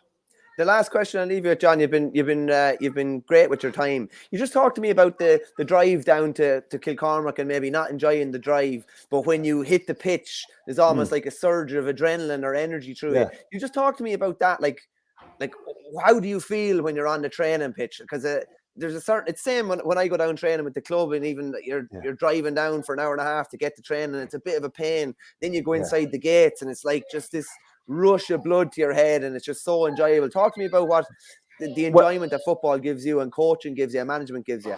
Well, I see, it is our hobby. It's our choice of pleasures. Like, I mean, that's what excites me, and that's, you know, I'm looking forward now to going to see another 16 final on Saturday at 2:00. I'm going up into Ballinrobe to watch Gary Moore. So there's something exciting about that. I mean, that's what we love. I mean, this is what we do. I'm here talking what we're doing now at lunchtime here is talking about football because it excites us. And I mean, even looking at you guys earlier on, identifying the ranking for, it's what just drives us. It's what excites us. And it's our choice of pleasures. And I just love it. And there's something about putting on a pair of boots and walking out onto the pitch and, you know, engaging with young fellas and watching them, watching them improve as footballers and having fun along the way. It's all, I mean, and that's important that we never lose focus of having the crack, because at the end of the day, it is a hobby. I mean, and the demands on intercounty footballers are huge at the moment. And I just wonder, I suspect that half them out there are not really enjoying it, because, I mean, it's so demanding these days. The lifestyle that's required now to be a winner at intercounty level is huge. I mean, I remember my days playing for Mayo. It might take us a day and a half to come home from a league game if we're playing up north, because to stop someplace on the Sunday night on the way home. And, they're the best nights. You'll never forget them anyway. But sure, every time you went away, it was like you have to win a county final or something. The crack was fantastic, and but it's changed so much now. And I just wonder, I mean, are we losing sight of the hobby, the fun, the crack, the buzz? Like, I mean, if you had Anthony Finnerty in your car heading away to an inter-county match back in the day, I mean, there was no need to go to a laughter club, no need to go to a comedy show, because he was it. I don't know now, are the lads having the same kind of fun or crack that was there 20, 30 years ago? I doubt it somehow, because they can't go for a pint now, or it'll be up in social media. They're ducking and diving, and to do that, if they do it, so it's difficult for them. It's difficult. It's definitely at Intercounty. We did Junior B football quarter final last Saturday in Clara. We won. We stopped in Clara. The boys stopped in Ballycumber. They stopped in Ferban, and then they made it all the way back to Burr. But that's the crack element, and that's what you're talking about for a couple of weeks in training after. Whereas at Intercounty, it is very serious. It's very sterile in that regard, because you can't do that. And as you mentioned, and Ballycumber is a great place to have a pint, as is Clara. I do recall stopping there on one or two occasions years ago and sneaking off to Clara to Hops, as they were called back then, out of boarding school remote, which is another story in itself. But look, it's playing at club level, at that level, there is fun. I was involved with a local club down here. My brother's chairman of Lahardall McHale's, and we won a county title in 2017. It was like winning 10 All-Irelands. I never will forget getting back into the village, 2 pubs in the village, on the Sunday night after we won the first adult title they had won in their history. It was a kind of an unbridled joy and fun. They were wheeling them out at their houses, those that couldn't walk, to see the bonfire and the crack. That's special. Unfortunately in Mayo, we have never seen it with an All-Ireland title, but I just can't imagine if it did happen, the crack that people would have. But no, what you experienced last Saturday down in Clara, and the crack on the way home, is unique and special, and I suppose that's why we get involved in it. We love that aspect of it as well. It makes it all worthwhile, and that's where the fun is, for sure. John, thanks a million for your time. Really appreciate it, and enjoy the games at the weekend. We'll talk soon. God bless, boys. Take care now. Thank you. Thanks, John. Bye-bye. Good man. Bye-bye. That was absolutely super from John Maughan there. It's great stuff. So many different areas that we went off in there. It was great though, and it's clear that he definitely has his finger on the pulse with everything that's going on in Mayo as well at the weekend. It's funny, you might be managing one team, but he never loses sight of Mayo. Mayo is always front and center, and he's watching all these players and thinking of different lads that potentially might end the famine in years to come. Yeah, that was great. Listen, obviously I was given the throat a break for a while. I'll let you completely take over there, but that was fantastic to listen to. He's obviously just in love with the game, but really brilliant. We still have a good bit more to talk about before we finish out the show, so let's get cracking again. He's obviously covered a nice bit of the Mayo Championship there, but in Dublin this weekend, Ballyboden will meet Nafina. Obviously Ballyboden being one of the teams that we've talked about that could potentially do the double with the All-Irelands this year. And actually got a message in from a couple of people as well. Maybe Ratoath Mead, I'm not sure if both of them are senior.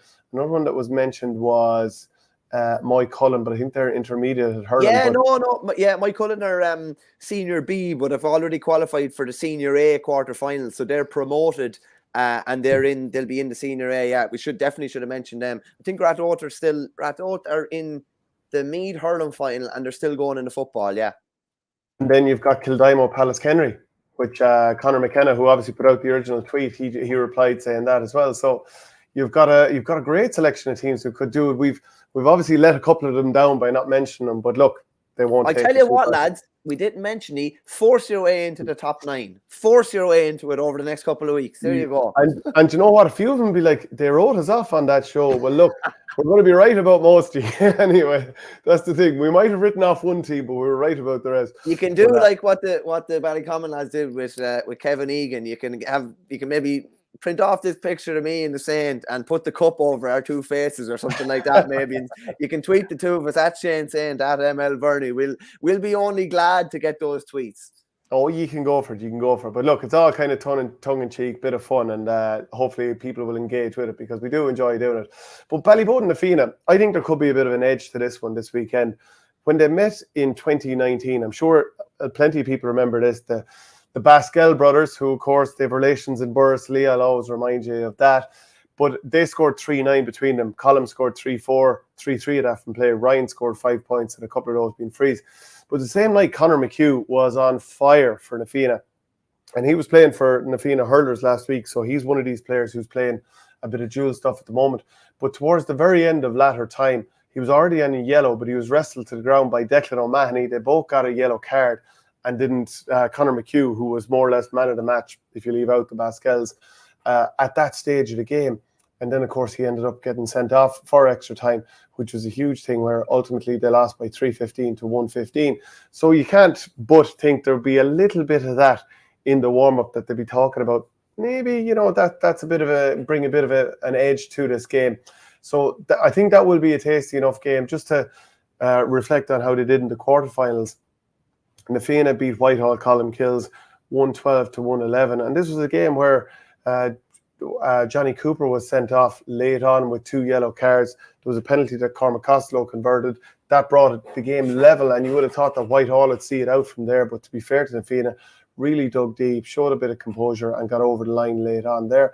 Ballyboden, I suppose most people would have expected them to beat Ballantyre St. John's and beat them quite well, but it finished up 3-15 to 3-10. And plenty of the players in that Ballyboden team still making big impacts across the field. A lot of really good forwards. I've already mentioned the Basquels. You've the likes of Warren Egan as well, who's another good one. There's plenty of good players there. And then the other side, Kilmacud Crokes beat Coola 14 points to 1-9. And if it doesn't sound a bit too biased, as it normally doesn't, I thought Coola had a chance to win that game.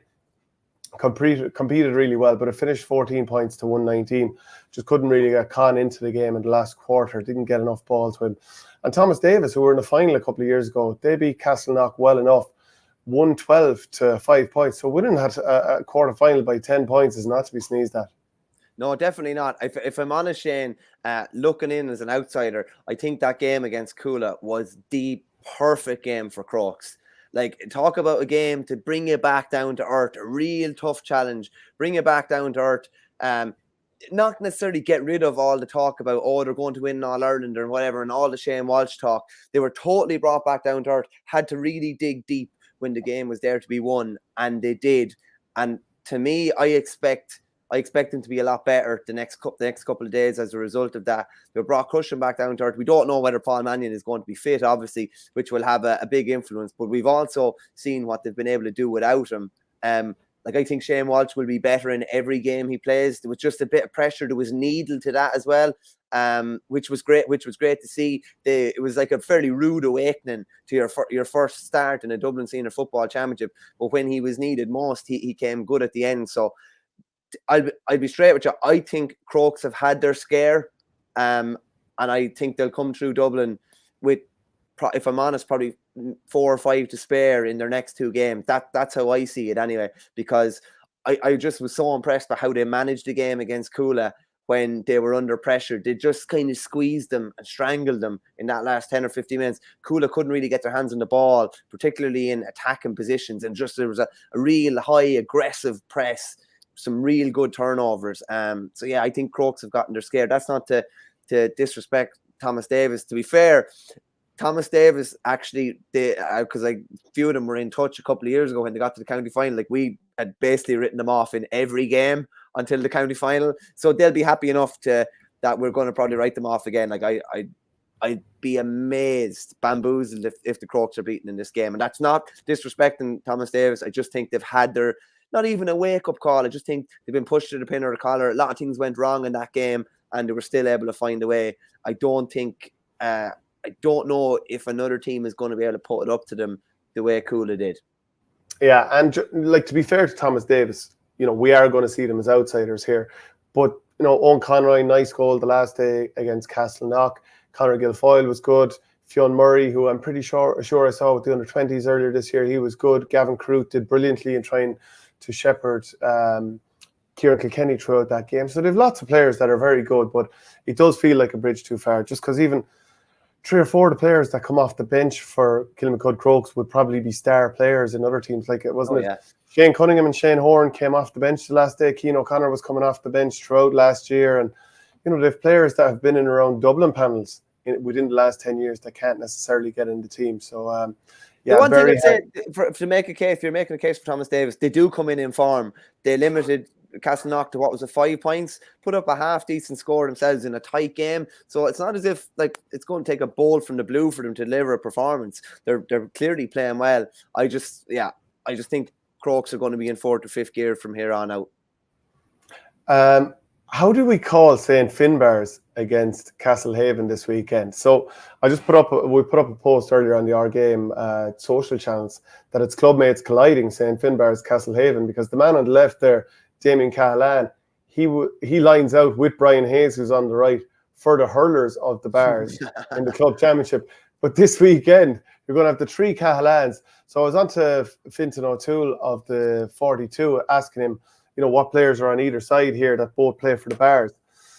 So playing for the Bars in the football this weekend, who also hurled, Jamie Burns, Billy Hennessy, who's been on both county panels in the last year or so, Ethan Toomey, Ben O'Connor and Brian Hayes. So then for the Bars hurlers who play football for Castlehaven, you have Damien Connor and Jack Cahalane. Now, maybe there's a couple more involved as well that we might have missed out. Please do comment if you know of others who are involved. But what does be going on in the dressing room at the moment? Like for the hurlers, no one, they're playing matches together and they're knowing next weekend we're out against these boys in the football, and we're going to, like, let's say the Castlehaven lads, we're going to end their dual dream here. But then that'll also, like, it's a weird one, isn't it? It is. It's unique. It's funny. I remember Passage played Ballygunner in Waterford final in 2020, I think it was, the COVID final, and like they played together for Galtier in football. So it's just mad, and they were all trying to stop Ballygunner then, and they were trying to stop them this year, and then they're playing, football together for Galtier now. But to come to this stage of a championship and to be training with them potentially, a couple of days beforehand for one code. I'm sure it's, the more they're saying about Trevor Fletcher there, it's fairly tight-lipped about anything that's going on in the Would you be looking to camp. give Conor Cahalane, who was unbelievable for the hurlers last weekend, or Jack Cahalane, give an old dead leg there in hurling just so he's out for a week and misses the football? I'd say it's good out crack in the camp, because yourself, it's like within a GA setting. I think we do tend to knock the best amount of crack out of things like this, and it's only in the GA where you get some sort of a scenario like this, and that's probably why we love it as well. You know what I mean? Because but it is rare enough at this stage of a championship that they're going to be playing against each other one week, and then coming in, maybe one of them's going to have a wry smile on their face coming into training next week. I never forget when Ballyhale beat Thomas's with that last minute free. I remember someone commenting, surely Henry's landing in to Galway training in his Ballyhale top, with a little grin on his face to training the next night or whenever the Thomas's boys are back. But it'll be good crack. On Sunday, I'm sure. And they'll probably all go for a drink or a mineral, as we say, together on the Sunday, and then they'll be all lads that were in opposition will be playing again together the week after. It's a great little narrative to it. Yeah, it really does add to it. In the other semi-final, we've got Nemo Rangers meeting Ballincollig. You might go through the ins and outs of this one. I will, of course, yeah. It's funny with Ballincollig, like there was a bit of a sliding doors moment for Ballincollig against Clonakilty. So it was level at 1-9. It was deep into injury time, and by all accounts, a couple of decisions went the West Cork club's way. This is just from the Cork Echo, some good stuff here. So Darragh O'Shea converts the winning free, and Clonakilty later reached the county final. Ballincollig missed out on the knockout stages and are left to ponder what might have been. So this is the kind of sliding doors moment, and Podsy O'Mahony, the manager, talks about it, and he says like they were able to bounce back in style, and they're now in the semi-finals, obviously. And he just said, like, it's good to hear a manager actually being honest, because a lot of it does come down to getting a little slice of luck. So he just says, I'll be honest with you, one thing we've had this year is a bit of luck. I mean, we played Douglas, and in 67 minutes of football, were awarded one free inside the 45-metre line. Douglas had 8, one of which earned them a draw. Then we did very well against Valley Rovers, which they won. And he says this year, all we could do was mind their own side of the street. We did that thanks to our performances, and they've gotten through. So they've racked up 944 en route to the semi-final. And Darren Murphy has hit 312, and Cian Dorgan has hit 215, and that's accounted for the bulk of their total. Cian Dorgan, obviously a veteran of theirs, and O'Mahony just goes on to say people don't realise that we're a very, very young team. 7 20-year-olds started in the win over Carbery. Is it a step too far for us? Possibly. I don't know. Look, we're there. I suppose we have played some quality football in the last 3 games as a team. And when you look at the group we were drawn in, we gave ourselves a decent chance of reaching the quarterfinals. We did that. Then the quarterfinal win over Carbery was also a really solid performance from these young lads. So similar to what you mentioned earlier, it's like Nemo of all experience. Like Paul Kerrigan is still going, Luke Connolly, they've the experience of playing in club finals, the experience of winning a lot of county titles as well, coming up against a younger team. There's a kind of a mishmash there of the youth has the pace and maybe a little bit more athleticism, but it's hard to put a price or a value on the experience that Nemo have. Nemo obviously they played that not particularly appetizing quarterfinal game where they were kept to 2-4 and still managed to get through. It was 2-4 to 9 points. Interesting to see whether a lot of the teams do as was done in the quarterfinal and play quite defensively to try and limit Nemo, or whether Ballincollig go at them a bit more. But we've seen probably in most of the games with Nemo, when you go at them and try and play that, you score, I score, you score, I score, Nemo are far more likely to win. But it is hard to see. Ballincollig probably getting a result against Nemo here, and you'd have to fancy Nemo to do the business on that side. Yeah, Tom Flynn is on to us on the OurGame HQ Twitter, saying Galt here in Waterford also in terms of dual clubs, because I suppose he's talking about some of the Ballygunner players could go on and win All Irelands potentially with both sides, but with it being two different clubs, I don't know, does it quite fall in the same bracket? Yeah, and I think Galtier would pull in a couple of clubs as well. Well, listen, no more than the lads hurling with the bars would pull in a couple as well. You know what I mean? So, if it's a different name, I don't. If it's a different name, unless it's the same club and that's their football name or that's their hurling name, I'm not 100% sure if we'll count it. But it's still, for the individuals involved, it is still obviously the potential to be a dual county champion. Yeah, Tom, it's been struck out. Sorry, we're not going to accept that. You're out of here. The Kerry quarterfinals are on this weekend, and they're looking a little bit tasty. So Field Rangers are against Austin Stacks, Dr. Crokes are against Dingle. So Mark O'Connor, who's just won the AFL Championship with Geelong Cats, he's going to be available. Presumably, Shane, now the only thing I'll say about that is it's one thing being available, but you have to take into account, right? He won a grand final last Saturday. I can't imagine what the celebrations are like there. Then he's traveling. It's about, that's a day and a half trip realistically, or the guts of it, to Australia. It's not as if he's landing in like he's after been in a spa for the weekend and he's real fresh, and you know what I mean. He's going to be fairly worse for wear. He'd need a business class ticket, wouldn't he, and actually try and relax on the flight You're back. dead right. If he can't put his feet up now, that's going to be a fairly difficult trip. But I can't imagine what the celebrations were like. So he's not going to be exactly landing in 100%. He probably won't. He's probably not going to start realistically. I'd say it's the sort of thing where they spring him maybe with 20 to go, where the game is tight. Mid Kerry are up against Temple No, and then East Kerry against Kenmare. This is a tasty one because you probably have a battle of the two most clutch footballers in Kerry right now, David Clifford and Sean O'Shea. Obviously, Clifford for East Kerry and Sean O'Shea for Kenmare Shamrocks. They're two fairly tasty footballers. And who's more clutch? Well, see, Clifford you can't go past Sean O'Shea's free against Dublin. Like, that was as clutch as it comes. Yeah, see, Clifford's not put in the position as much, Shane, because most of it is from play, really, unless Kerry have a free on that right-hand side. Like they did against Dublin in that league game, actually. Remember when his jersey was ripped and he had to put over that free to level it? I'm going to say it was early 2020, was it? But I'd probably say, I don't know, Shane. It's probably 50-50. That O'Shea point is obviously as clutch as you get. But how many times has Clifford come up with big scores when they were needed? So I'd say it's probably 50-50, being honest with you. Yeah, I mean, you'll never look away from what Sean O'Shea did in the 2019 All-Ireland when he was knocking over frees from all angles, even though it was his first All-Ireland and he was so young.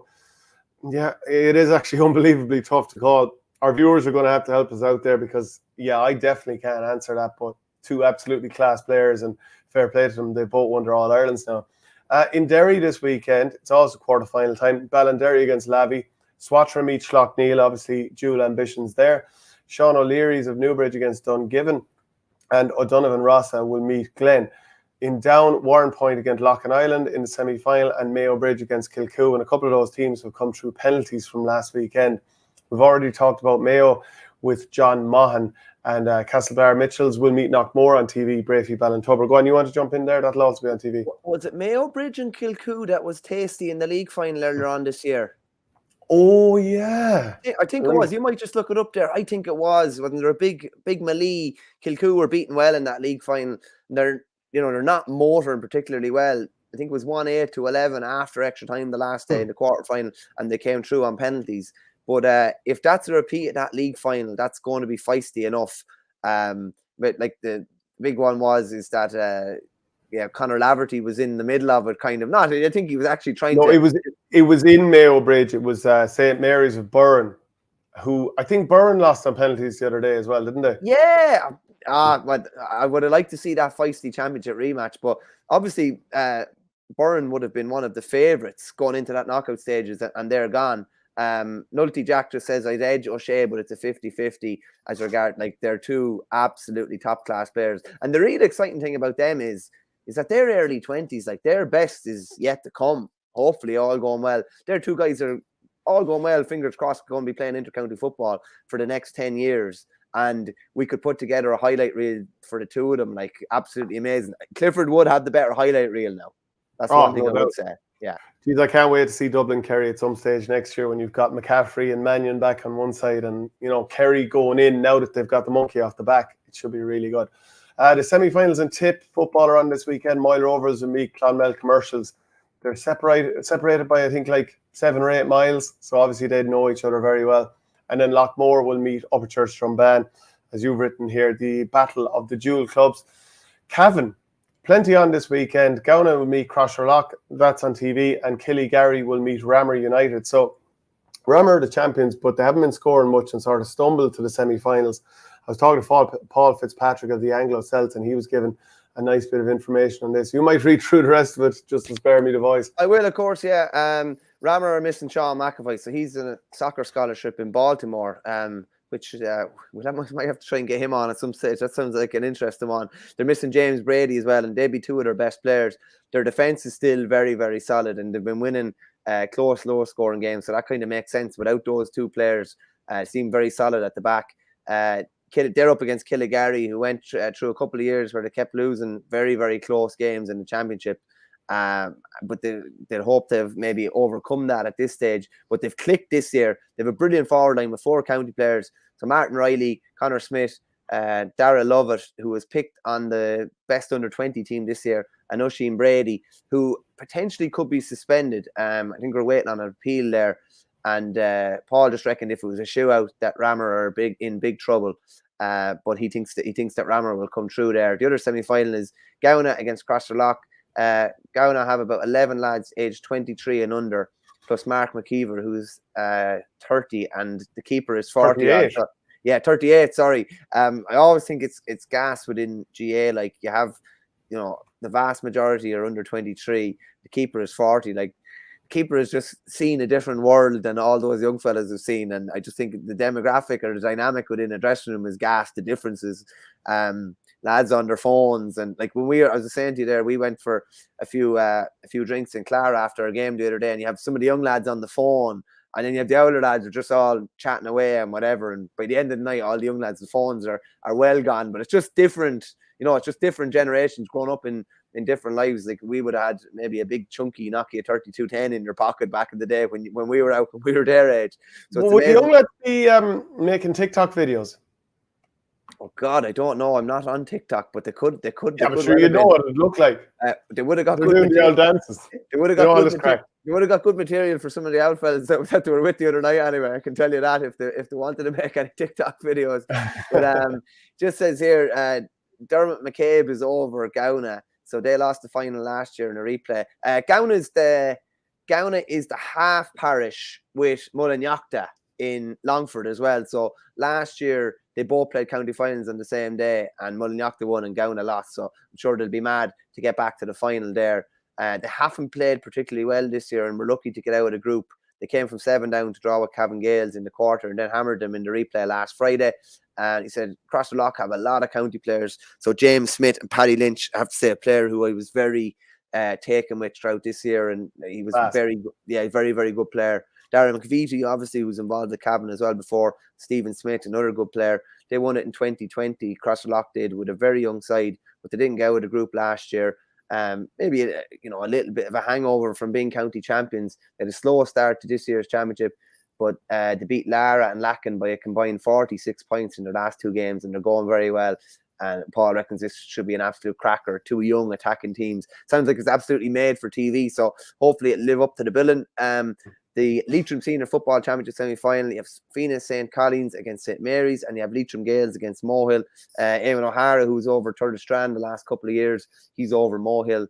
Ballinamore, who won it last year, are gone. Obviously, they were beaten in the quarterfinals.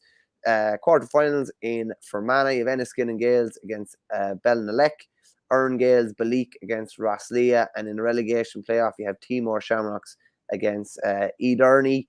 You're after doing it 2 weeks in a row now, pronouncing Rosslea. It's Rosslea. Rosslea, apologies. My apologies. Yeah. Come on, your voice is all right to come in and correct me there. Yeah.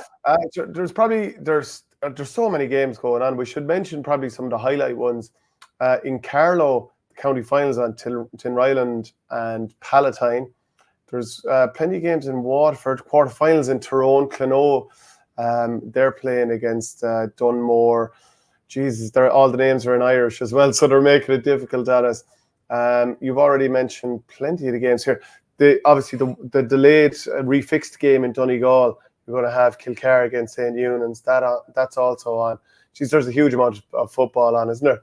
Savage amount of games. Kilcar and Eunan's, like Donegal has gone quiet again. I'm assuming, and I'm only saying I'm assuming, that Rory Kavanagh is the front runner to be the Donegal manager, the next Donegal manager, and it's a matter of potentially not being able to announce while St. Eunan's are still going, and it's kind of a tricky one. I suppose if he knows he's going to be I'm speaking somewhat hypothetically here, but if he knows he's going to be the next manager, he can have everything ready to go and be working on his backroom team and watching players and watching games. But it's just a bit messy. That's obviously dragged on.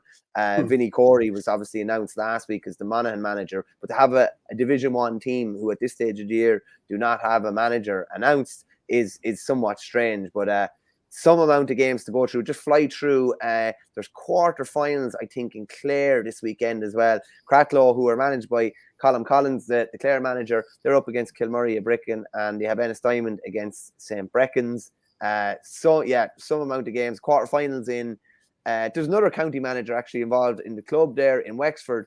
You have Shells are playing their quarterfinal this weekend as well, and they're obviously managed by John Hegarty. So one of the things about the split season is probably allowing lads to even be able to do this, and allowing, like last weekend, Jack Cooney came back in as coach with Rode. Peter Tormey, who is coach with Roscommon, was able to come back in after Roscommon finished and be coach at Rode as well. So it definitely allows a bit of an overlap between the two now as well. But yeah, mad busy weekend. There's going to be a lot of people broken-hearted on Monday morning, and there'll be a lot of people elated as well, looking forward to semi-finals and county finals. But yeah, another mad busy weekend ahead. Yeah, like Roscommon quarterfinals, you've got Sligo semi-finals, St. Mary's, Drumcliff, Ross's Point, Turlestrane against Shamrock Gaels. In Monaghan, Clontibbert will meet Ballybay. Inishkeen, managed by, I presume, Oisin McConville is finishing out the season there, up against Scottstown. Yeah, there's just relegation clashes. There's all sorts of clashes going on across the board. We pretty much have it all said and done, though, don't we? Yeah, that was fairly action-packed show. Great stuff from the two lads, Willie and John. And look forward to Monday. I'm in Laois on Sunday. Looking forward to it. And obviously the Offaly final is on at the weekend, so loads of county final action this weekend. Yeah, and just a reminder, we've got that coaching clinic coming up in Naas on the 21st of October. You get 6 tickets for the price of 5. Just check the top of the Twitter page, my own one at Shane Saint, or at OurGame HQ. You can check there to get the ticket link. Also, we've one coming up in Father Manning Gales in County Longford. That's Saturday, October the 15th at 11 a.m. Davy Burke, Oisin McConville, who we mentioned there a minute ago, and Colin Nally. And then, of course, you might give an old plug to your Reeling in the Hurling Years. I will. If you hadn't brought it up, I was going to bring it up. This is just in aid of big redevelopment work that we're doing in St. Brendan's Park. The county final will be back in Brendan's Park next year. Reeling in the Hurling Years. You Anthony Daly, Eddie Brennan, Dan Shannon, Brendan Maher, Michael Dignan, Sarah Farrell. Delighted to have racing legend Barry Geraghty and football legend Mickey Hart on board as well, and Darragh Maloney, who we all know from the soccer coverage in RT, and he'll be presenting. You'll be there in the night, Shane. I'll be there as well, doing a bit.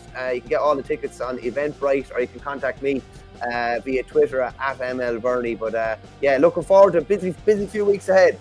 Yeah, absolutely. And there's plenty of exclusive content over on the Patreon page. In the last week or so, we've put up a couple of different things about who we think the top 3 cornerbacks, goalkeepers, and so on are in hurling. And people will not agree with us at different times, so feel free to give your opinion. Tell us where we're wrong, as you always do. Yeah, and strangely enough, you and I did agree on a couple of them. Like, we thought we'd have a bit more hardship, but what's rare is wonderful. I maybe I'll just disagree with you next time, just for the sake of being a pig ignorant. Yeah. Okay, great stuff, folks. Thanks very much for joining us, and we'll chat to you all again soon. Don't forget to subscribe to any of the channels. If you haven't, it's free to do so. Thank you very much. Cheers, Shano.